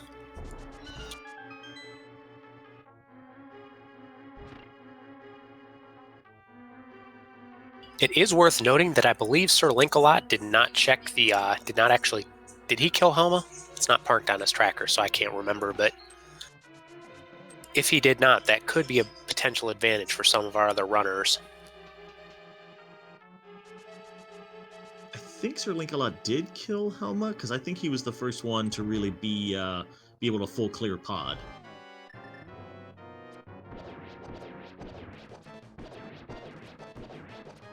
He had the red crystal on his pause menu there already, so tracker just got updated. And he'll collect his second pendant right here, which he'll be less than thrilled about, but...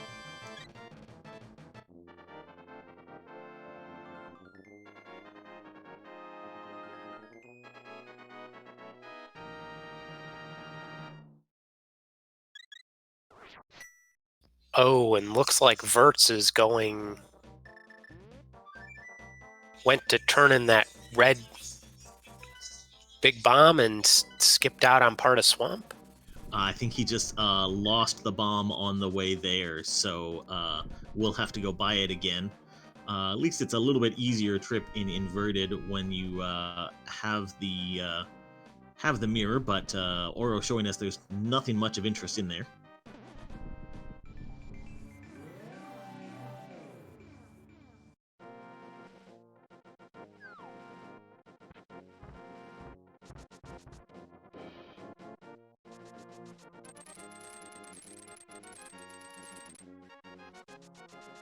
Looks like Linkalot is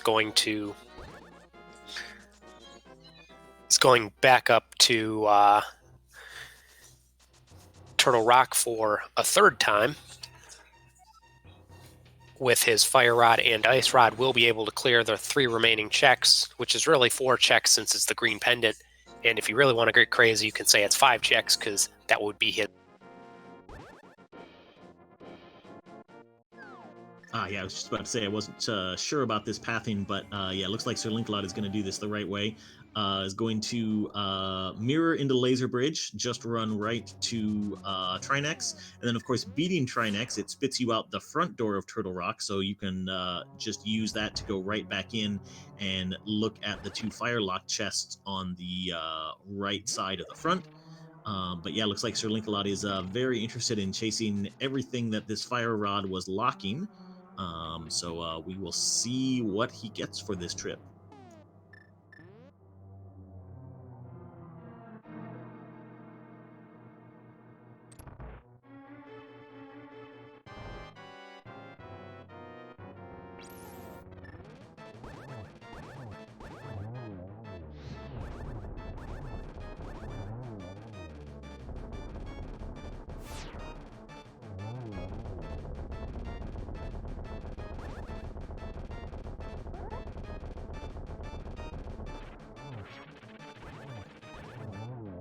With Butter Sword, SirLinkalot having no trouble whatsoever with Trinex. And yeah, I guess also since Linkalot did just beat Vitreous for the second pendant, this third pendant is really loaded with value since there's really 3 items behind it. The one he just picked up, the Saha item, and the pedestal item. So just added value that makes this play make a lot of sense for SirLinkalot.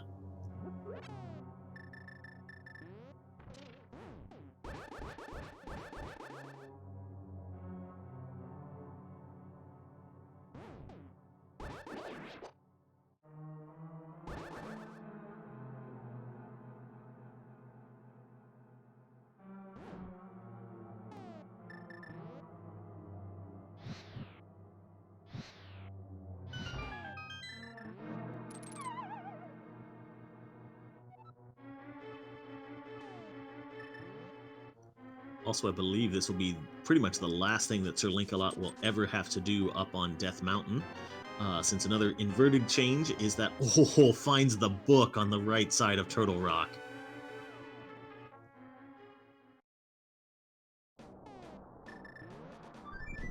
So that Fire Rod locking our Desert Palace entry.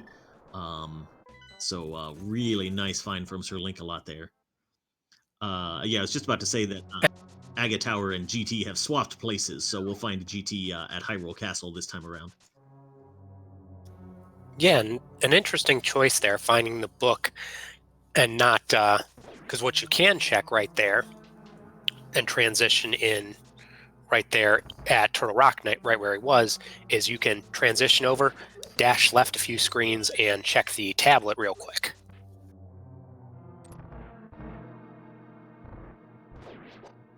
Yeah, that is true. He might be thinking he is pretty much in go mode though, because he has all of the big keys, and now has access to all of those dungeons. So he might be betting that Ganon's Tower big key is just hanging around in GT somewhere, and all he needs to do at this point is clear out his crystals.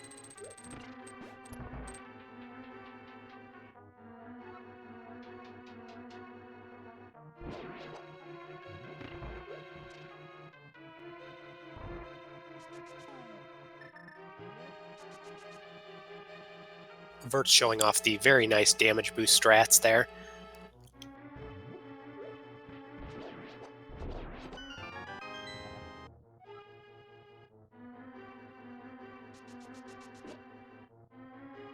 And there's the Desert Small in the Thieves Town attic. So now Lanmo is fully in logic as well. Not that we were too concerned about that.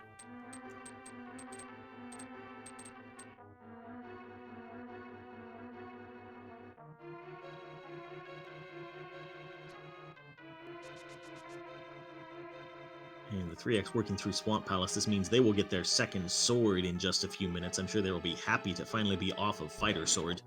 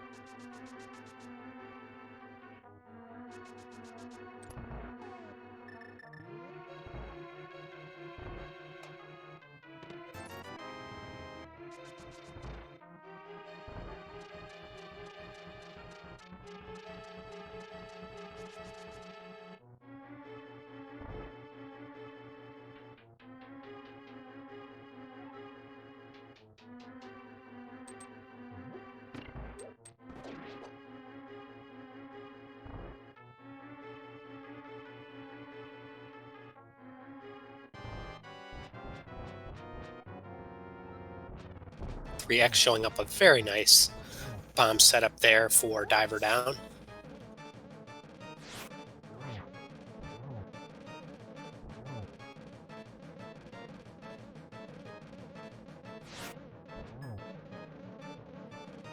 It's like they did not quite get the timing right on the bomb on the switch there, though, so they'll have to head back in to get that switch to trigger.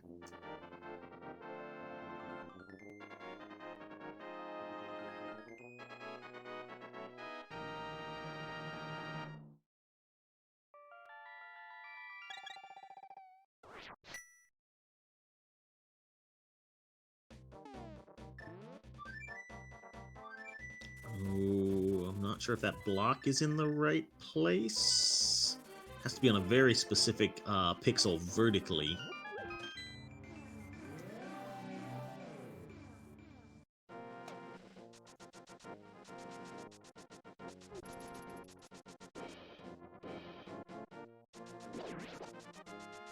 Looks like Linkalot right away is going to turn in this green pendant before making any more checks.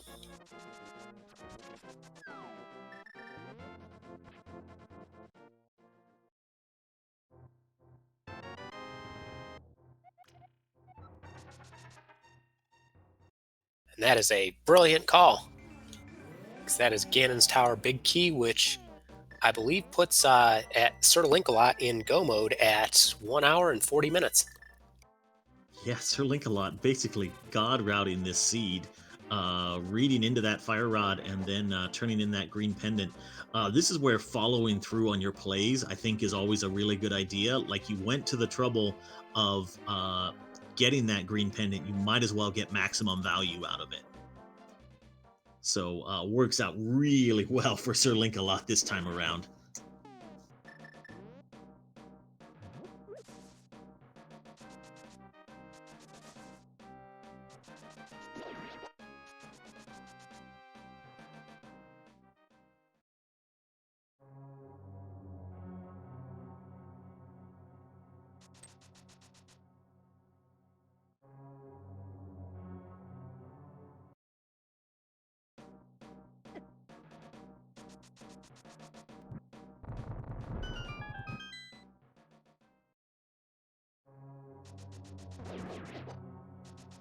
And the 3x taking an unfortunate death in Swamp Palace. I did not see where that was. It was the second room, because when he went through this first room and went downstairs here, he was already at 1 heart, so just an unfortunate time downer.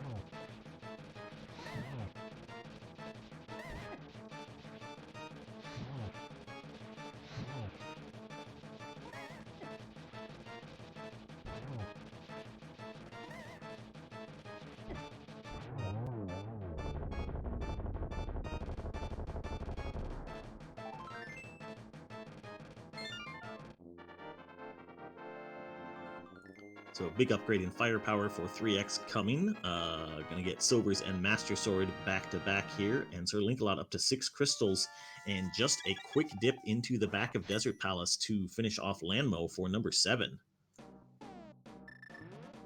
Yeah, though it is worth noting in inverted, you do have to still go through the front since you have to use book to get through and then just go through. There's no skipping half the dungeon with mirror.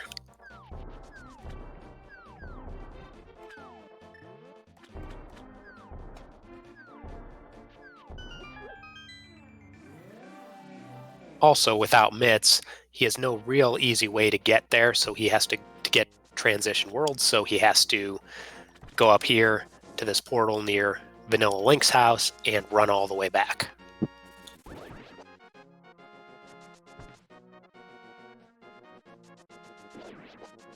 All right, meanwhile, Oro is also headed back into Turtle Rock, is going to find the Desert Palace, or the book rather, to give him access to Desert Palace before finishing off Trinex. Ooh, that could be bad if he decides to head out of this dungeon immediately rather than finishing off the green pendant.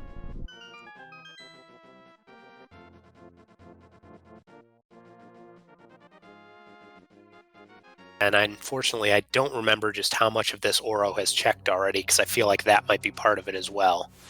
If you've already checked most of it, then maybe you just say Trinex is only 1 or 2 items. If he hasn't touched the back at all, he'd be a lot more likely to stick around.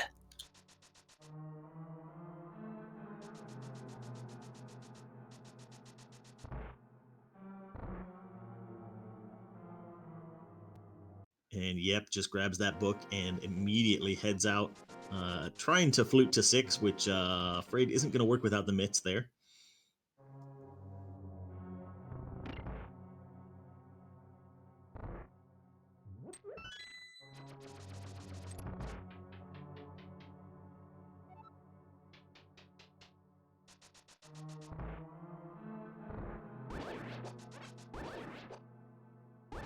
Meanwhile, Vertz is also going through TR, and we'll have to see what Vertz decides to do. Though it is worth noting one nice little side benefit of the fact that he has not gone to Swamp fully yet is he'd probably be a little more likely to at least play this out since he's still looking for silvers or maybe another sword or something like that. Yeah, and also I don't remember where that Desert Palace big key was, but he does not have it just yet. So that also is going to make him more likely to finish off all of Turtle Rock. So that's going to work out well for Vertz in this case, I believe.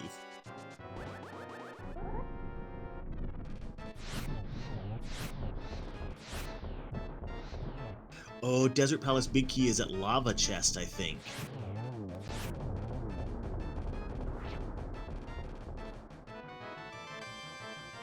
So Vertz might find that and say, oh, I just got book and the big key. I'm out of here. We'll see what decision he makes. Yeah, meanwhile, SirLinkalot picking up his 7th crystal here, which, unfortunately, since it's key sanity, we won't do any typical Ganon's Tower big key guessing game, though if you want to guess the number of chests he opens on the way up, feel free to do that. My guess is 0, since he's already got butter, silvers, red mail, and everything else. Yeah. And actually, I'm piecing this together now for Vertz. Vertz also doesn't have the Eastern Big Key, meaning he has not been to Laser Bridge yet. So this might be a little bit of inexperience with Key Sanity showing.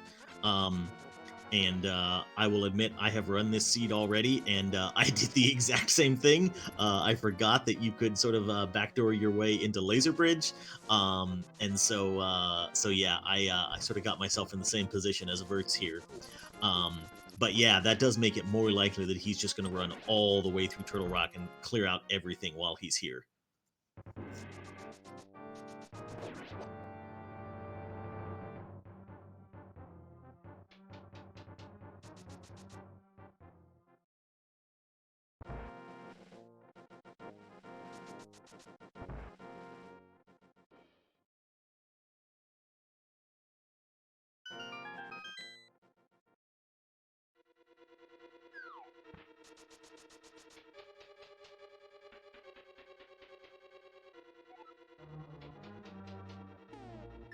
But what Vertz does not have is the Turtle Rock Big Key. Yeah, that's a bit of a problem, as it turns out.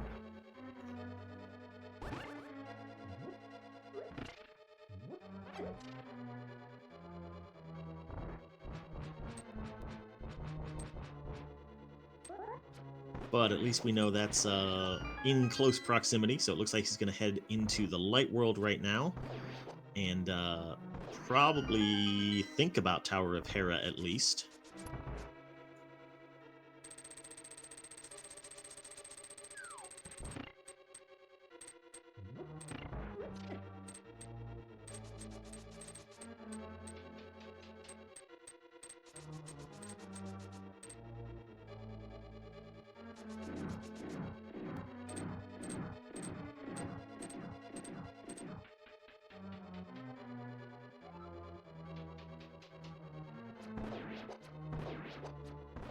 Meanwhile, the 3x doing his rematch here with Cold Stare and just wiping it out really quickly with Fire Rod. Nicely done. It always feels so satisfying when you get trolled by a boss to just come back with better equipment later and just wipe it out. Yeah, that half magic Fire Rod spam, pretty fun.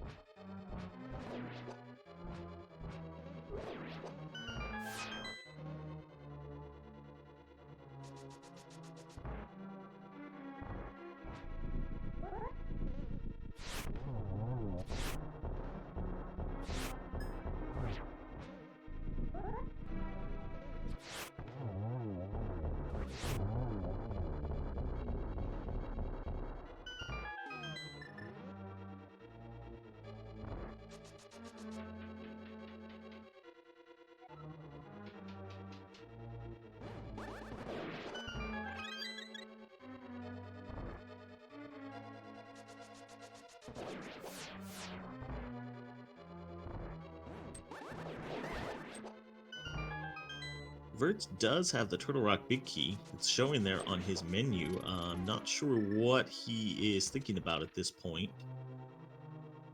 Maybe just deciding he has better places to be right now? I'm not sure.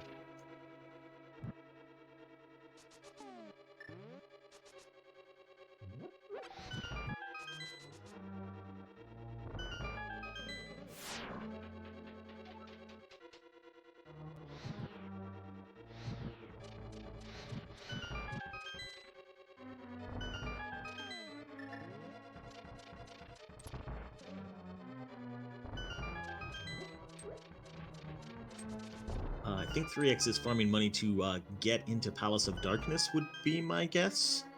I don't know if he's been in there at all at this point. Probably not, since he's still in that Master Sword. And there are 2 swords hidden in Pod.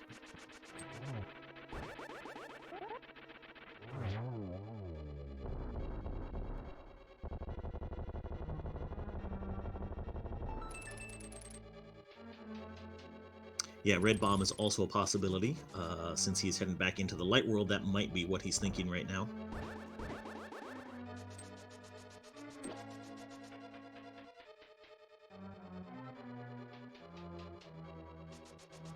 Meanwhile, SirLinkalot having a very nice climb here, going to his Aga 2 fight, and then basically going to go straight to Ganon, so should be finished here very, very quickly. Yeah, we sort of neglected that climb looking at other people, but this is going pretty fast from SirLinkalot. Just hit go mode and sort of turned on the jets, as good runners very often do.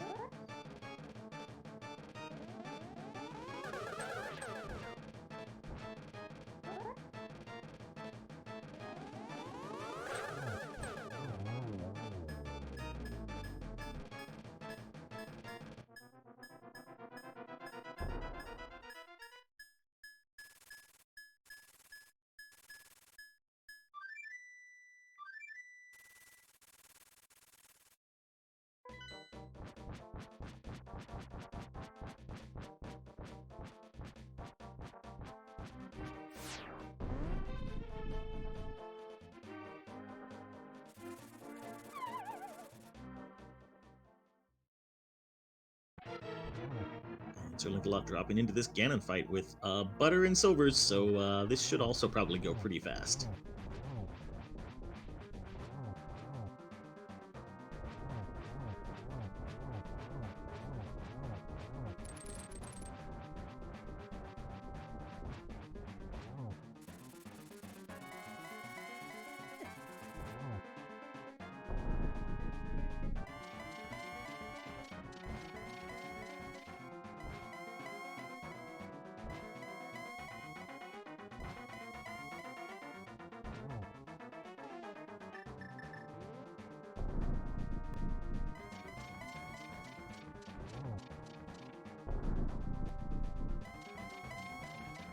Meanwhile, Oro is going back into Tower of Hera, and it looks like he is headed...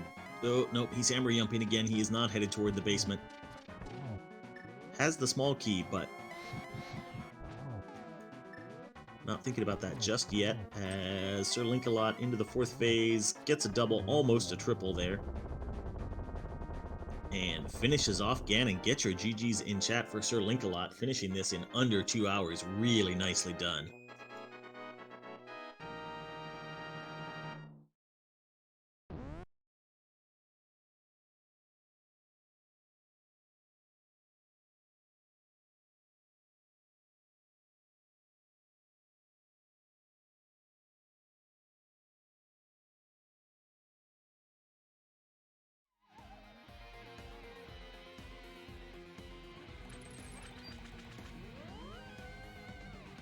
Meanwhile, Oro getting the setup for the Hera pot there, but unfortunately not really sure it's going to help him all that much.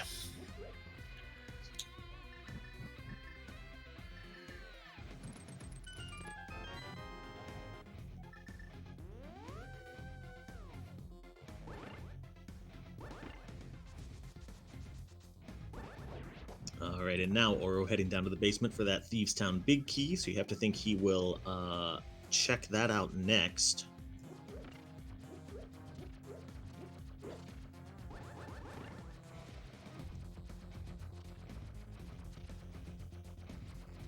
Oro seems to be missing the Swamp Small, according to the tracker. I forget where that was at this point.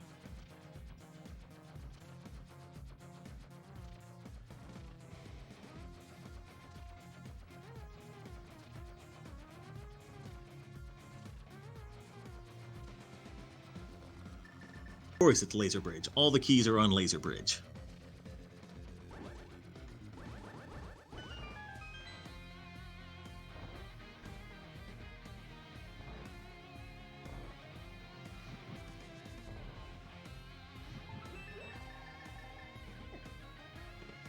And we are joined now by SirLinkalot. GG's, and very nicely played. Thank you. Yeah, so I guess the big decision that got you ahead near the end of the race, at least, was headed back into Turtle Rock to actually finish off Trinex, and then chasing down that green pendant. So do you want to talk us through sort of what you were thinking there? So the main thing is when I got the Fire Rod, I started looking between Skullwoods and Turtle Rock. Turtle Rock, I already had 2 pendants, and I had no idea it was on pedestal at the time, plus green pendant, and then I still had 3 items left in Turtle Rock. So it was 5 items there, and it was the exact same items to do Skullwoods, except Skullwoods was a crystal. So with other plays I made, I felt like I wanted to go try to do a little bit of a stupid gamble. Especially since I went into Turtle Rock early, thinking I had the Fire Rod to do the front, and I didn't. I'm like, you know what?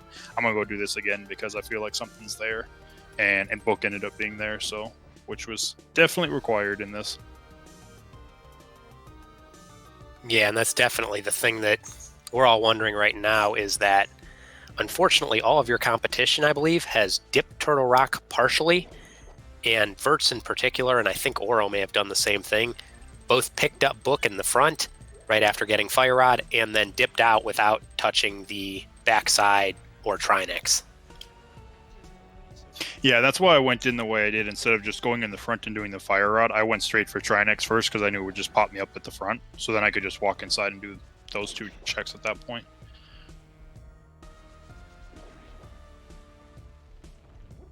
Good news for Vertz, as we're watching right now, has just mirrored into Laser Bridge, so we'll likely finish off Trinex as well while he's here, and find this bevy of keys. There's that Swamp Small. And, geez, Eastern Big coming up in a second, another Pod Small. But yeah, SirLinkalot, any general thoughts about Inverted Key Sanity? Is this a mode you've played a lot of, or was this fairly new in this combination? I've played a decent amount of Inverted and, a lot of Key Sanity, but as far as combining the two, not too much, just because it usually makes Key Sanity, or Insanity, or not Insanity, it makes Inverted a lot easier. Usually you don't have to do crazy things like 3-Heart Blind, Low Heart, Ice Palace, things like that. In this case, like Dark World Access, if you would have started with a bomb, you could have had Dark World Access in the first like 5-6 checks, because it was a Hammer in Link's house, Pearl in Hype Cave, and then Gloves were on Pyramid, if I remember right. Yes, that's correct. Yeah, and actually that's how so you, Oro, and 3x all started at the chapel and did the North Dark World checks first, but Vertz actually started at Link's house, and so he got his Pearl and Hammer pretty much in the first 2 minutes. It took a couple more minutes before he paid it off to check the ledge, but yeah, I mean, that's an interesting routing decision that start right at the start. Yeah, I do it every now and then, because if you get like a 3-bomb drop in Link's house, you can immediately go to Hype Cave. But it's so rare to usually get that. I like starting there and hopefully getting some money and stuff like that. At least $20 so you can do archery game, but money was so dry. And then I was finally like, I should check the stun prize, and then it was 20 rupees. Like, well, this would have been nice to know like earlier, because I could have went and got a bunch of money. Yeah, and Vertz actually got lucky. The weird squiggly guy, whatever it's called, right outside of Link's house, actually had bombs in its item pack. So he just farmed for bombs a little bit off of that guy at the very beginning. I was not getting lucky with drops then, because even before I had my stun prize, I know I was killing like everything, and even including those, and trying to get rupees, and I wasn't getting, and I didn't see bomb drops on that either. So.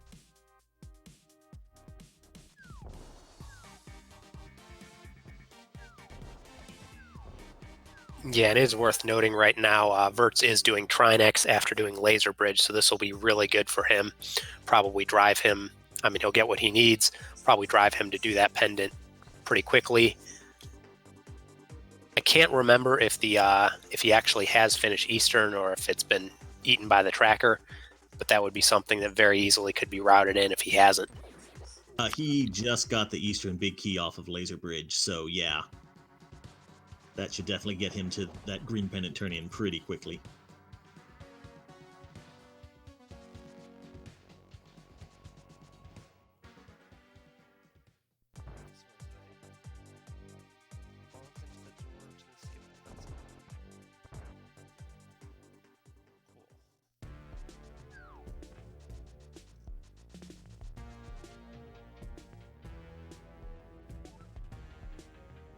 Meanwhile, Oro has finished 7 crystals, but not Turtle Rock, and is making the play that is very logical, but unfortunately incorrect, of full clearing the Ganon's Tower basement.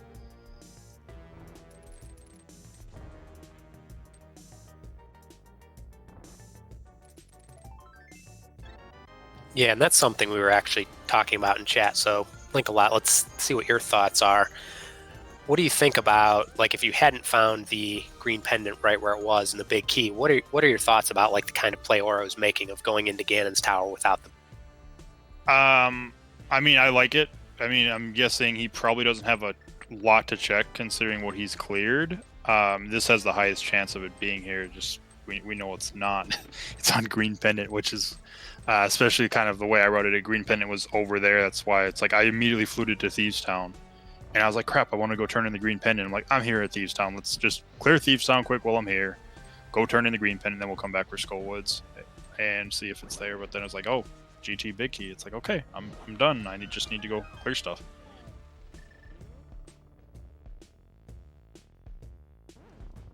Yeah, it felt like a little bit of a slow start. I mean, you actually got the first dungeon clear of the race at about 57 minutes or so when you did Swamp, and then you were done less than an hour after that. So it definitely ramps up quickly, as Key Sanity often does once you get near the end of the seed.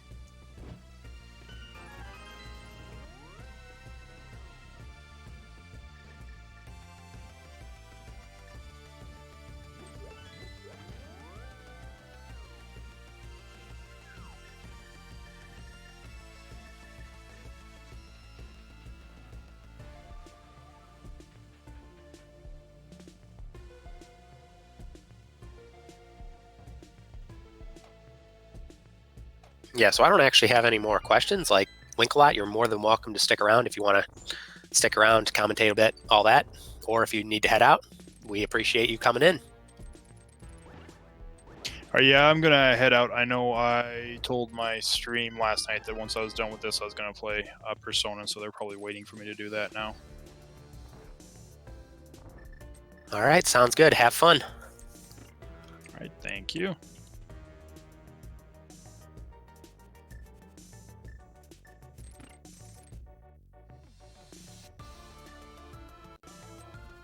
All right, so there is Vertz with the Hera Big Key. So now has all of Tower of Hera in Logic, which is where that Thieves Town Big Key as well. So if they go turn in their green pendant right now, as we are hoping they do, they will be in really good shape to just blaze through the rest of this seed.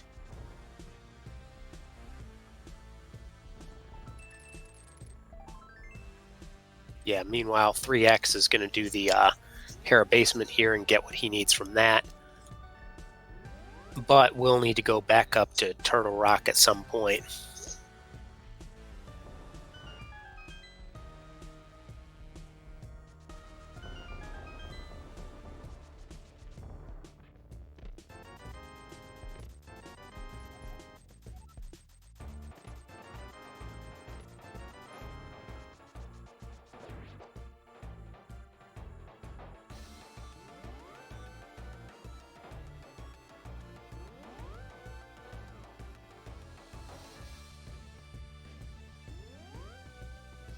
And yeah, not too surprising that they're going to chase down that Thieves Town Big Key, so the Turtle Rock dip will have to wait, unfortunately.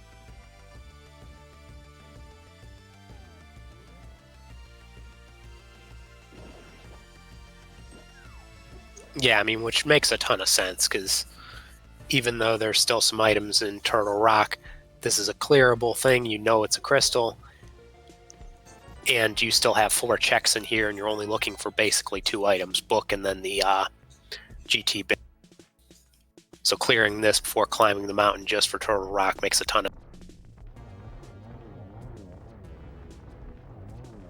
Yeah, and clearing Crystal Thieves Town always feels like a good idea, because Go Mode Thieves Town barely saves you any time, so you know, you're not really losing anything by putting this check a little bit earlier in your route.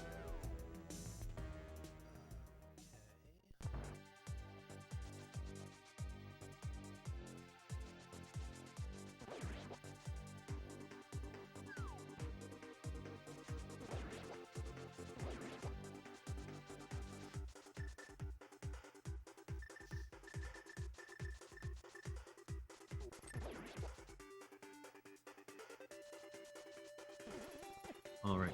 So Oro's Ganon's Tower dip having come up empty, it'll be interesting to see how he routes this and where he thinks he's going right now. Outside of the shovel, which he did find in GT. Yeah, I was about to say, I can't really keep track of what things Oro really has left to check. Pretty sure he's done the Skullwoods Big Chest. We don't have the Ice Palace Big Key. I think he's probably full cleared Pod and Meyer. Yeah. Hard to keep track of what overworld checks he might have left at this point. This might be Bombo's tablet.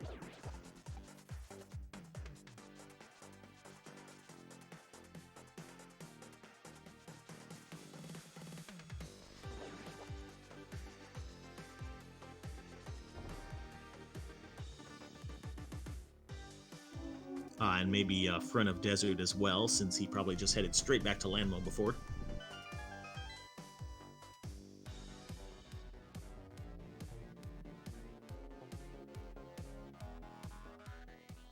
Oh, that's a good point. If Oro got that second Aga Tower key, he's probably going to be thinking about that big key on Lumberjack. Oof, that's a time commitment that is not going to pay off, and will probably just lead to another fetch quest. I guess it almost has to be the Ice Palace big key at this point, or Swamp, one of those fetch questy ones.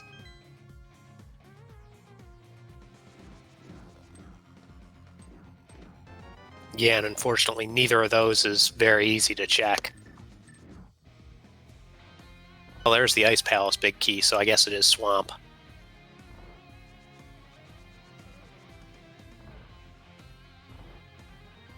And that's just going to increase the odds in Oro's mind that that Lumberjack big key is the GT big.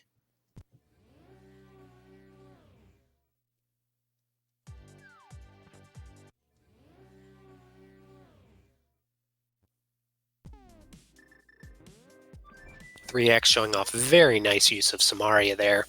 Since all weapons do the same damage, it's a very nice way to handle him, especially, I mean, he has plenty of health in this, but especially if you run into blind and lower percentages, Samaria can be really. And yep, Oro is chasing down fetch quests. He's done Shovel, Desert Palace right side checks, now going to check the Ice Palace big key.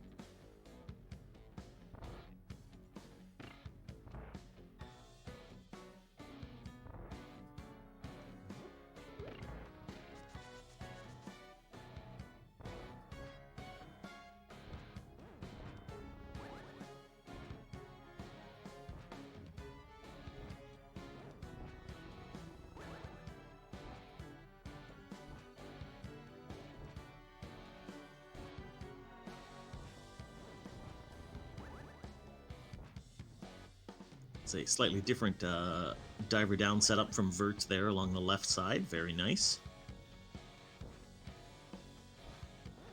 Yeah, meanwhile, Oro struggling a little bit with the Icebreaker here. One thing to note is that if you get once you get the block set up, what you want to do is, rather than holding up or down, which is what it looks like Oro is doing, you want to just tap it.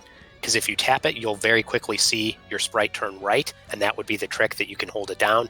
If you see the sprite actually face up or down, that means you weren't on the right pixel. So you just push right again to get yourself reset up and go right again. You don't need to, saves you from having to remake the block over and over again.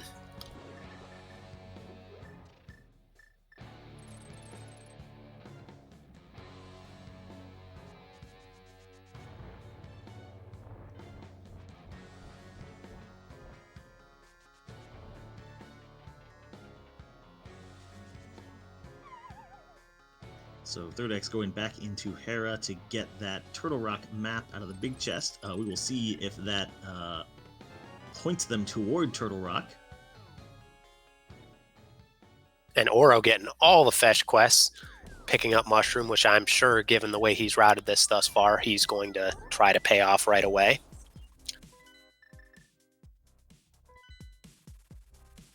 Which, again, is something that makes a lot of sense in general, especially given that at this point his other option is either dipping back in Turtle Rock, which he's already mostly cleared, or going all the way through Aga 1.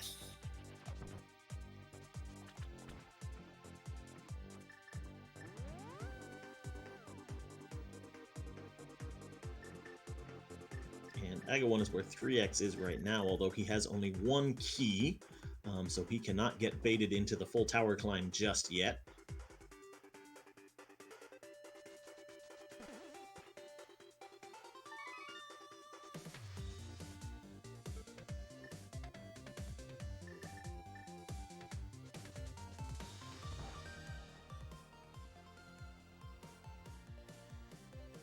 And here's that spot we were talking about earlier where Mitz just makes the routing more convenient. With Mitz, Vertz could climb up Dark Death Mountain and go across to the Turtle Rock portal, but this way has to hookshot across and then walk all the way around to take the long path to Tower of Hera, unfortunately.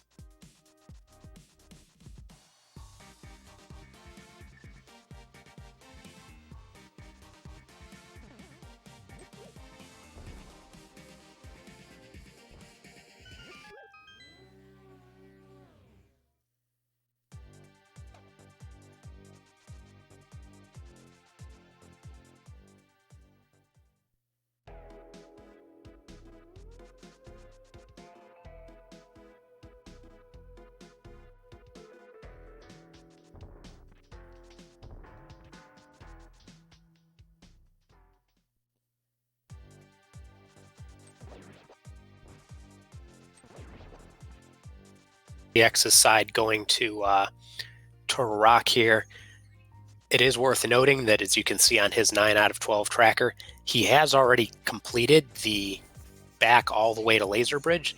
So let's hope that he doesn't run into the same mistake or same unfortunate that we've seen from other runners where he picks up the book and then immediately leaves.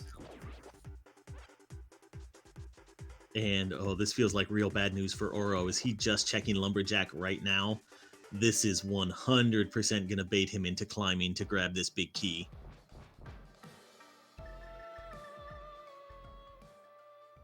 And those slashes were basically him saying, "Oh man."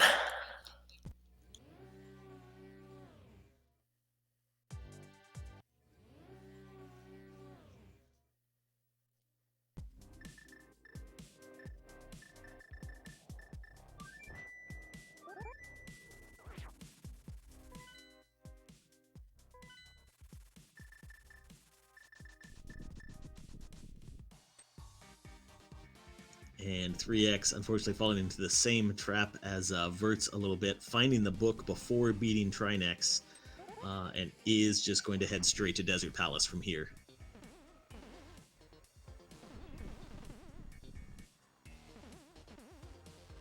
I'm so tired of the seed.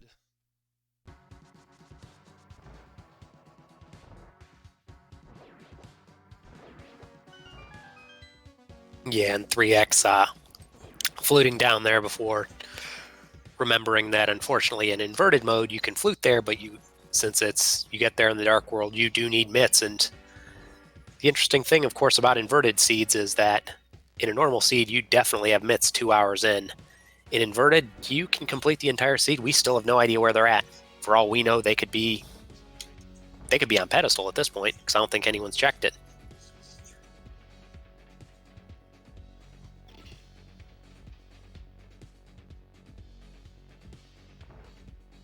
And Vertz is making the play for his Thievestown big key in the basement.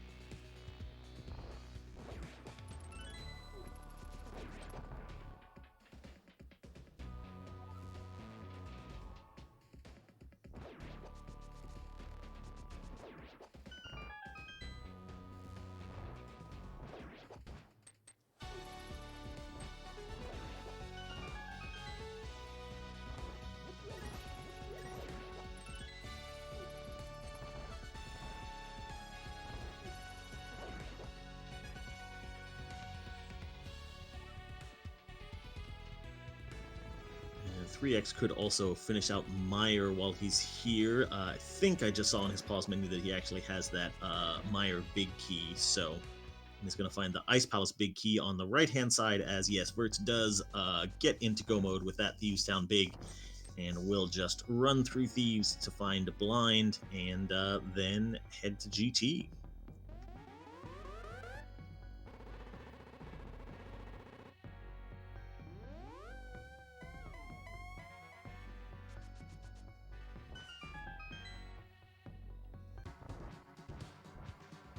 Very cruel seed to give 3x not the big key he was looking for.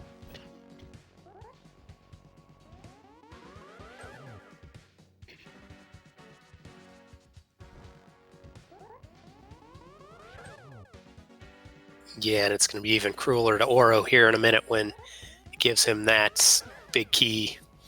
That's going to draw him right back for yet another unfortunate fetch quest.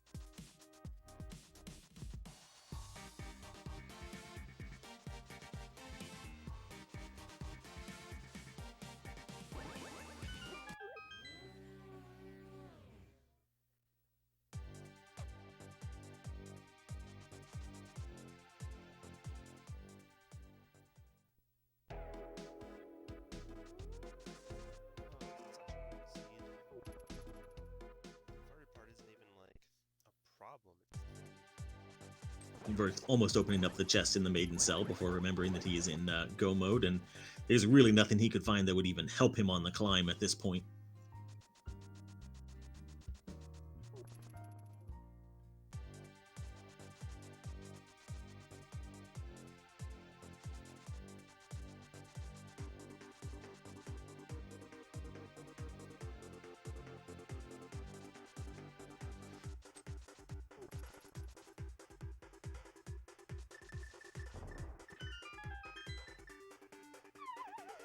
Alright, what's this gonna give me the key to?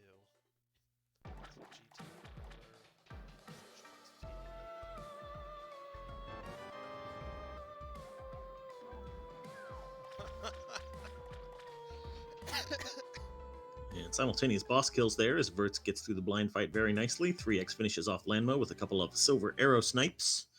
And Oro gets the stupid Swamp Palace big key.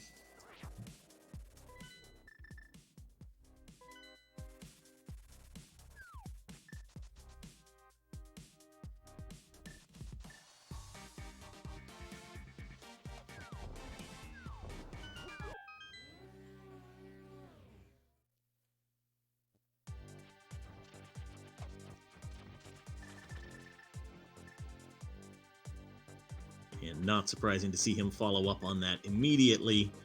Once again, once you have committed to the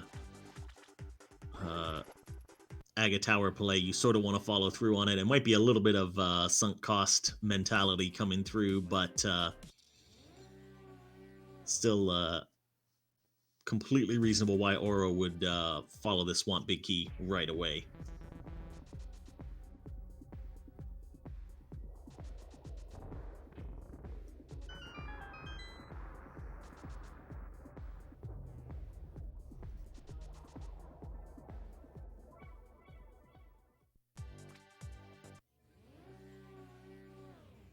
Meanwhile, Vertz is now opening up Ganon's tower. With his loadout, I would assume, just like SirLinkalot, we will see him check basically nothing, even the chests along the way, outside of maybe validation chest if he values the meme.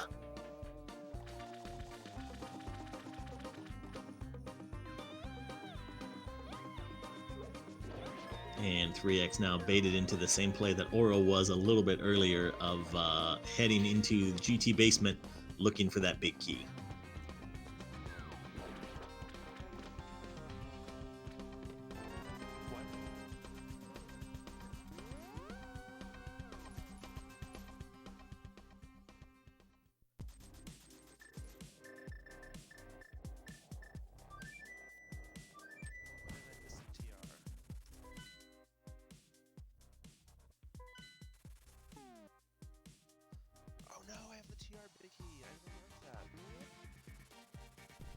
So it looks like Oro probably is heading right back up to Turtle Rock here. I haven't been tracking his locations entirely, but I have to think at this point this has got to be pretty much all he has left.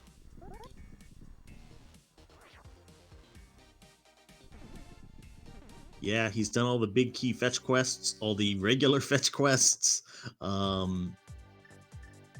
Certainly having 2 items in one place with the green pendant and Trinex's item has got to be pretty appealing at this point. Yeah, and I did not see whether he checked pedestal while he was doing lumberjack, but that could be a third item as well if he did not.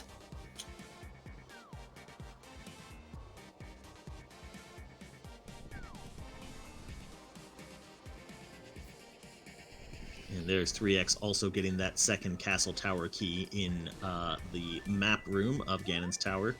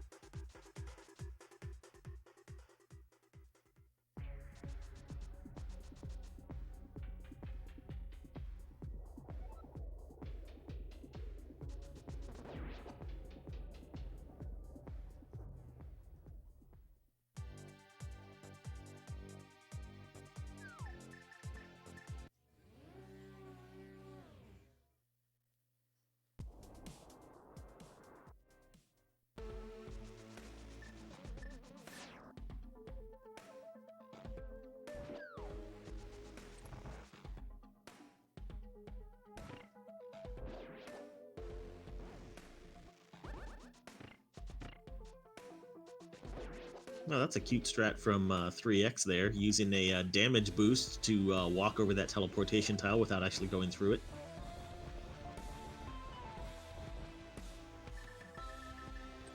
Yeah, the other way people do that, which I'm sure you've seen before, is people will do that with a bonk, but the bonk is pretty precise. The damage boost is quite a lot more forgiving, but depending on how those hard hats decide to go, can be a little slow.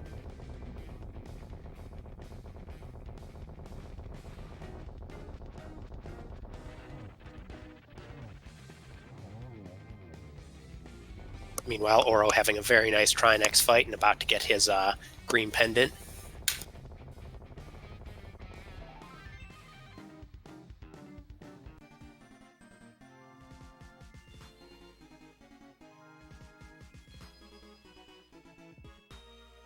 I never checked Crystal Roller Room, did I?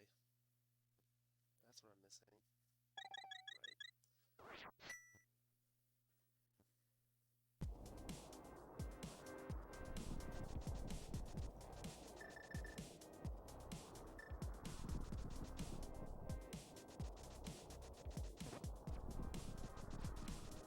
And Vertz through Aga 2 with just the Ganon fight. Standing between him and the Triforce. Yeah, and just like Linkalot, Vertz is very well equipped for this. Butter swords, silvers, red mail.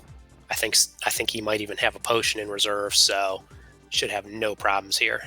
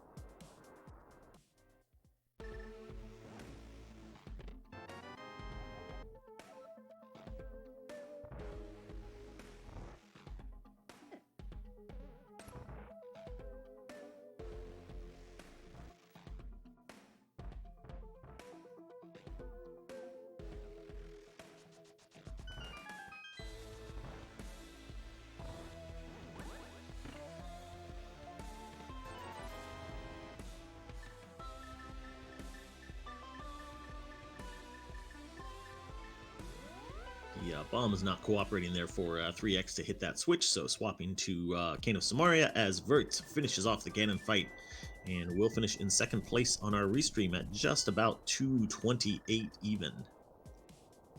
So had a very nice triple there on Ganon, worth calling out.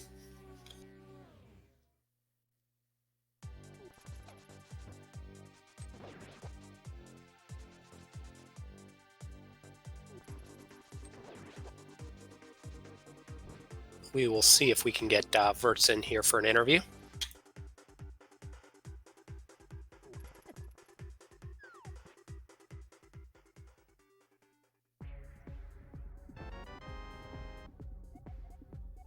And there's Oro's GT Big Key.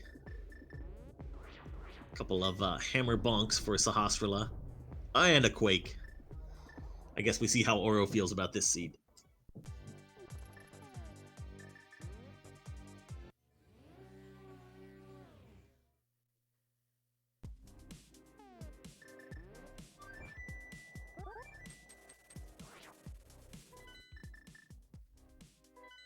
X's side looks like he is going to pay off this Turtle Rock play.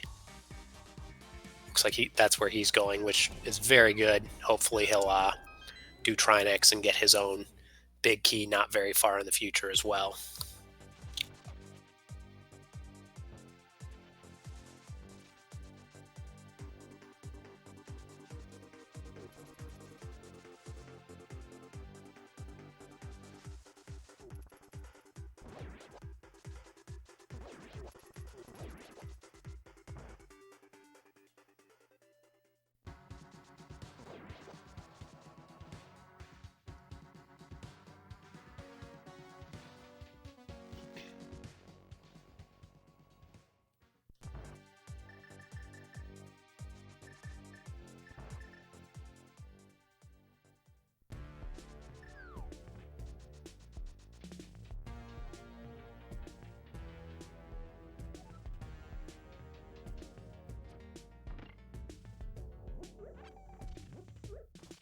And we are now joined by Vertz. GG's and well played.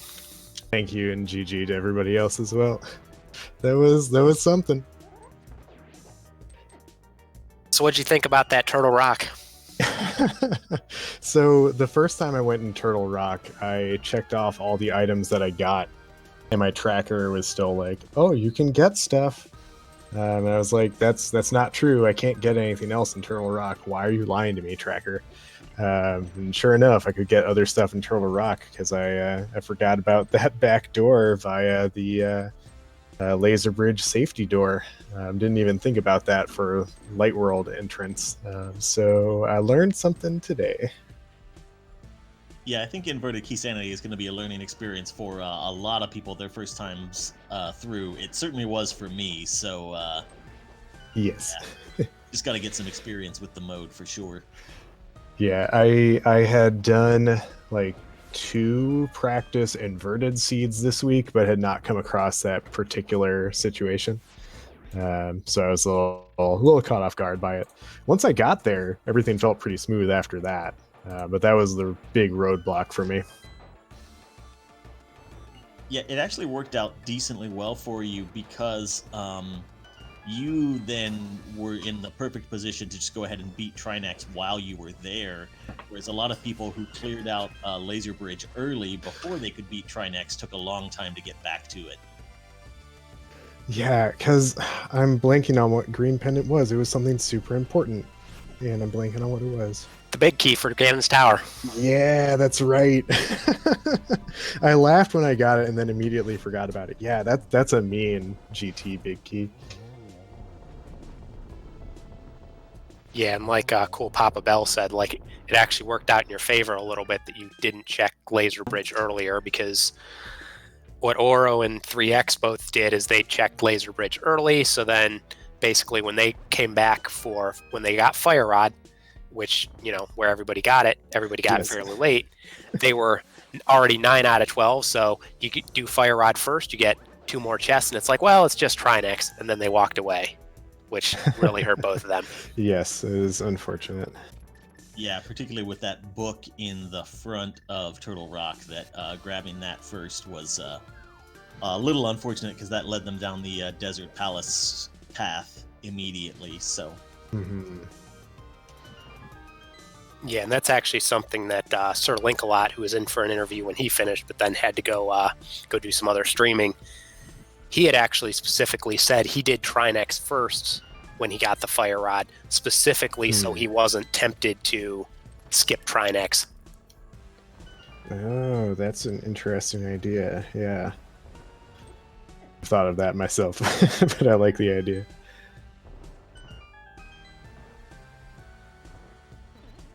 I saw someone do that in a race the other day, also in Palace of Darkness, when they were sort of low on keys. That they went to Helmasaur first to kind of use Helma as a free mirror back to the front of the dungeon, and then like saved and quit out of the back eventually. So yeah, it's a weird little pathing thing that doesn't come up too often. That's how I felt when I went back to Pod to kill. It was an oops all dungeon seed for me, but went and killed Helma, and then was like, well, I'm here, so I might as well go get the big chest while I'm here. It ended up not ever going back for that other final chest in there. Yeah, this is an interesting seed. Like, I need to watch this back and kind of see what the big difference was for me and Linkalot. I imagine a lot of it was that Turtle Rock move, but yeah, it was an interesting one. I liked it a lot. When I finally hit go mode, I was like, oh, duh, that was an oops.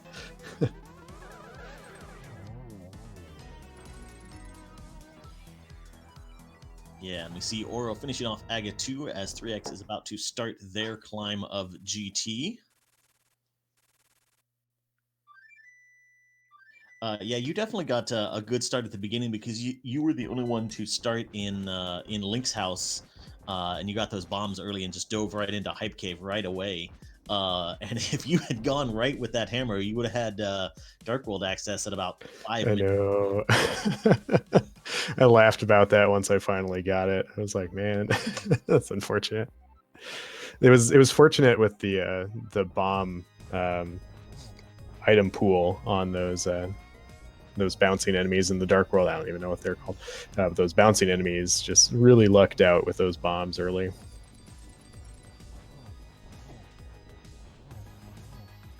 Yeah, it just always feels like such a slow start in Inverted until you get a little bit of cash and a few bombs to be able to check those things. So yeah, worked out pretty well to find that item pool right away.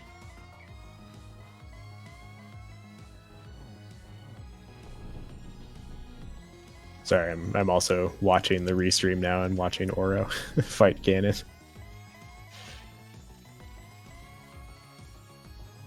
Yeah, that's the big upside of when you practically full clear a seed, is then your Ganon fight gets really, really easy. Oh, yeah.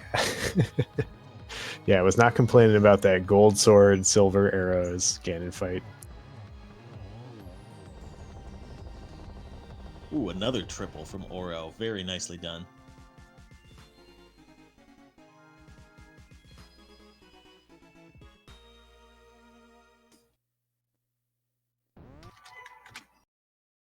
Yeah, and get your GGs in chat for Oro as well.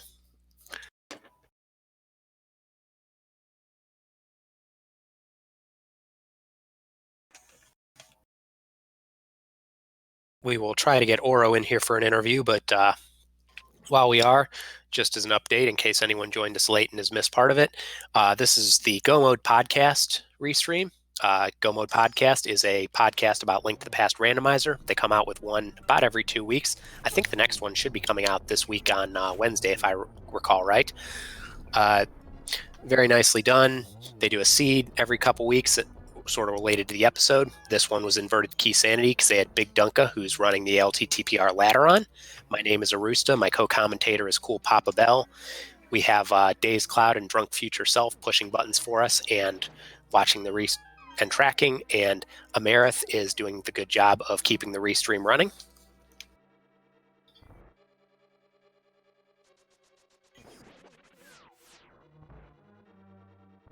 And we are now joined by Oro. GG's Oro.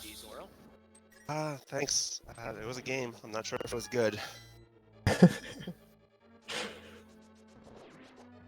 Yeah, I ran this seed earlier this week, and I also got baited into that Aga climb. Yeah, where was the Turtle Rock Big Key? Because I didn't have that marked on my tracker until I checked my menu after finding that 300 in Swamp. I had that same problem. Yeah, it was in the map chest of Hera, the one on the ground floor. Oh, wow. Oops. Oh. So I got that a long, long time ago.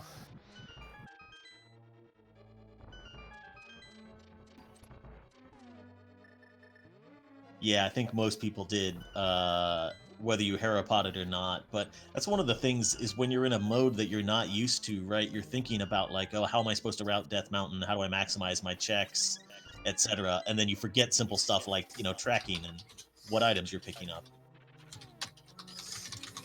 Yeah, for the most part, I, tracked everything because I got almost every single small key, every single big key, every single inventory item. But just that one that led to the Ganon Star big key. Yeah, and that was definitely something we noticed in the restream. Probably the biggest difference in the seed was, so SirLinkalot, you all got Fire Rod pretty late and had already been to at least part of Turtle Rock. And SirLinkalot, when he got his Fire Rod, first went to Trinex because, and he explained it afterwards, when you beat Trinex, you get warped to the front. So he wanted to make sure he got both of them. Whereas I think you and I believe 3x as well did the front side first, got those 2 chests, had 11 out of 12 checks, and are like, oh, well, that's good, and just left. Yeah, no, I was at, I guess 9 out of, or I think 9 out of 12 checks because I also kind of forgot that I can get to Crystal Roller Room without the big key.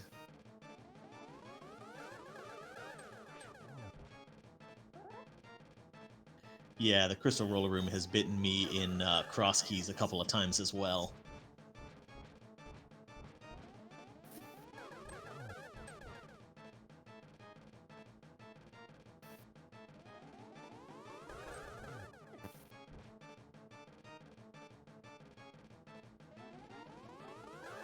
But yeah, Oro, any thoughts from you about inverted key sanity in general, outside of this particular seed?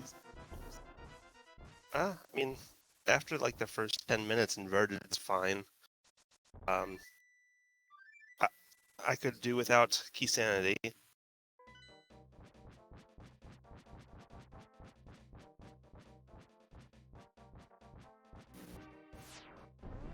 I forget which mode for the ladder this one is replacing. Is it the all dungeons keys that it's replacing?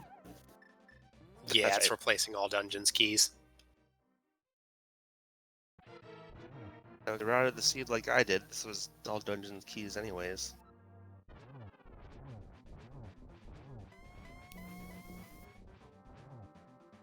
Yeah, that Aga Tower key, and then the big key on Lumberjack Ledge was just kind of the perfect storm of the seed trolling you near the end.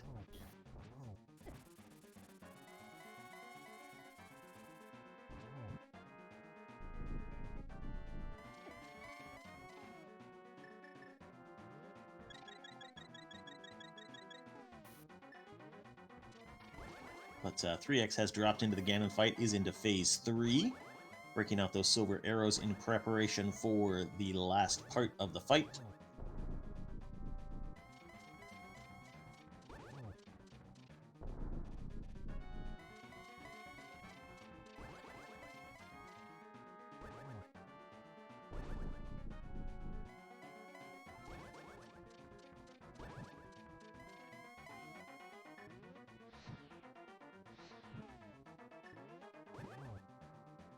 Oh, just barely missed the torch glitch. Almost fell off the edge there, but shouldn't be too much of a problem with half magic and silver arrows.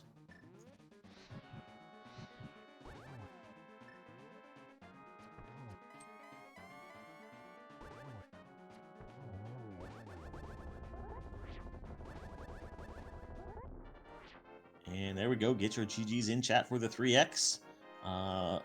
Finishing the seed at about 243. So well done getting through this very tricky inverted key sanity seed. Yeah, we should get them in for an interview as well.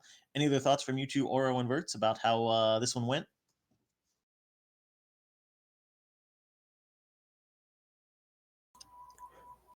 None from me. It was my first time playing this in particular mode. I'd done the two modes separately, inverted and key sanity on their own. So it was interesting to see the combination and learn about it. My only other thought is that was quick swaps supposed to be enabled? I thought that was usually only for entrance. Yeah, I think whoever's rolling the bi-weekly seeds needs to toggle a setting or something like that, because I had the same issue with the previous episode's seed, so... Yeah, I didn't mind it, but it was strange.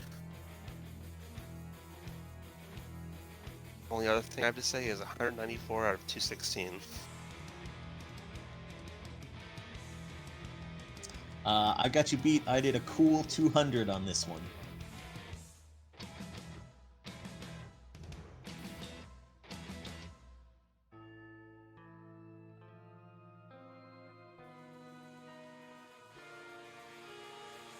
So we are going to see if we can get the 3x in here for a quick interview. Oro and Vertz, you're welcome to stick around if you'd like. And here we are joined by the 3x. GG's and well played. Thank you. Hello. So what'd you think of the mode? Oh, I pretty like the mode, but I didn't like my last locating. I felt very good at the start, but then in mid-game I finally think like, where are my items? Yeah, the light world access came relatively quickly, and then yeah, sort of slowed down a little bit in the middle there. But yeah, that big troll at the end of the GT Big Key was definitely a rough one to deal with. And the book. I was searching for the book the whole time, and then the GT Big Key. And before that, I had not enough money for Kiki because I just bought too many bottles. Yeah, the you know, that book being so hard required in inverted mode is definitely something to get used to, and depending on how the seed wants to place it, it can be really frustrating. I hoped it was not required because I didn't have the map for Desert Palace, but then I acquired the map for Misery Mire and thought like, no.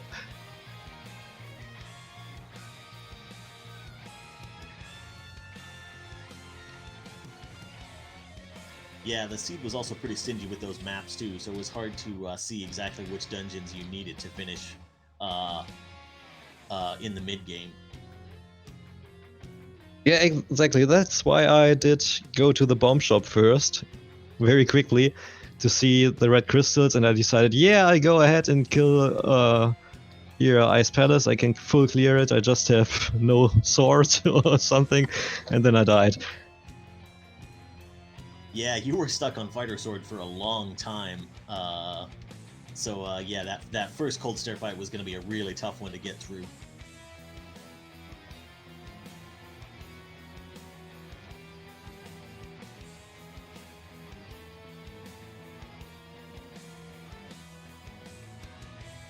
So how did the others do?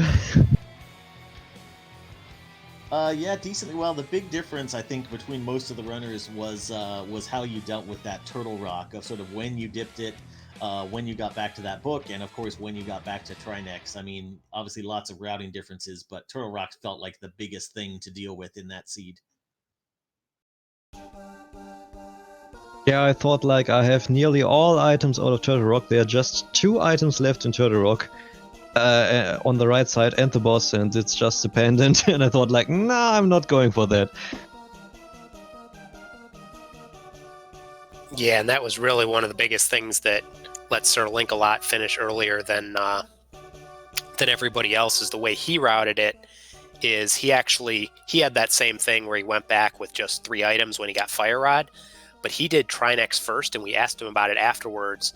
And what he said is because he was thinking that, one, it gets him the item off Trinex and the green pendant, but also when you beat in inverted, when you beat the boss, it puts you back to the start of the dungeon, so he could more easily route in the first 2. Whereas if he'd gone in the front, he was worried he'd be tempted to completely skip Trinex. I couldn't do Trinex when I was there because I had no Fire Rod for a long time.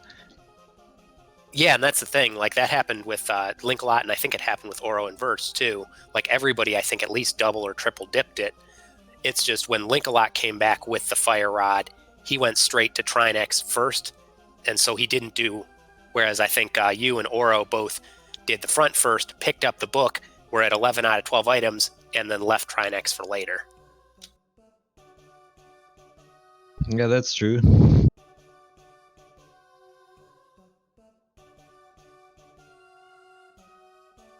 I felt really behind when I saw the first finish.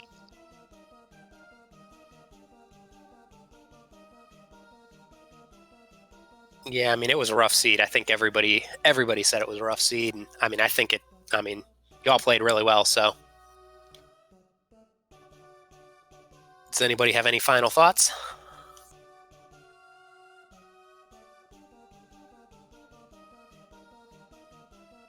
Okay, hearing none.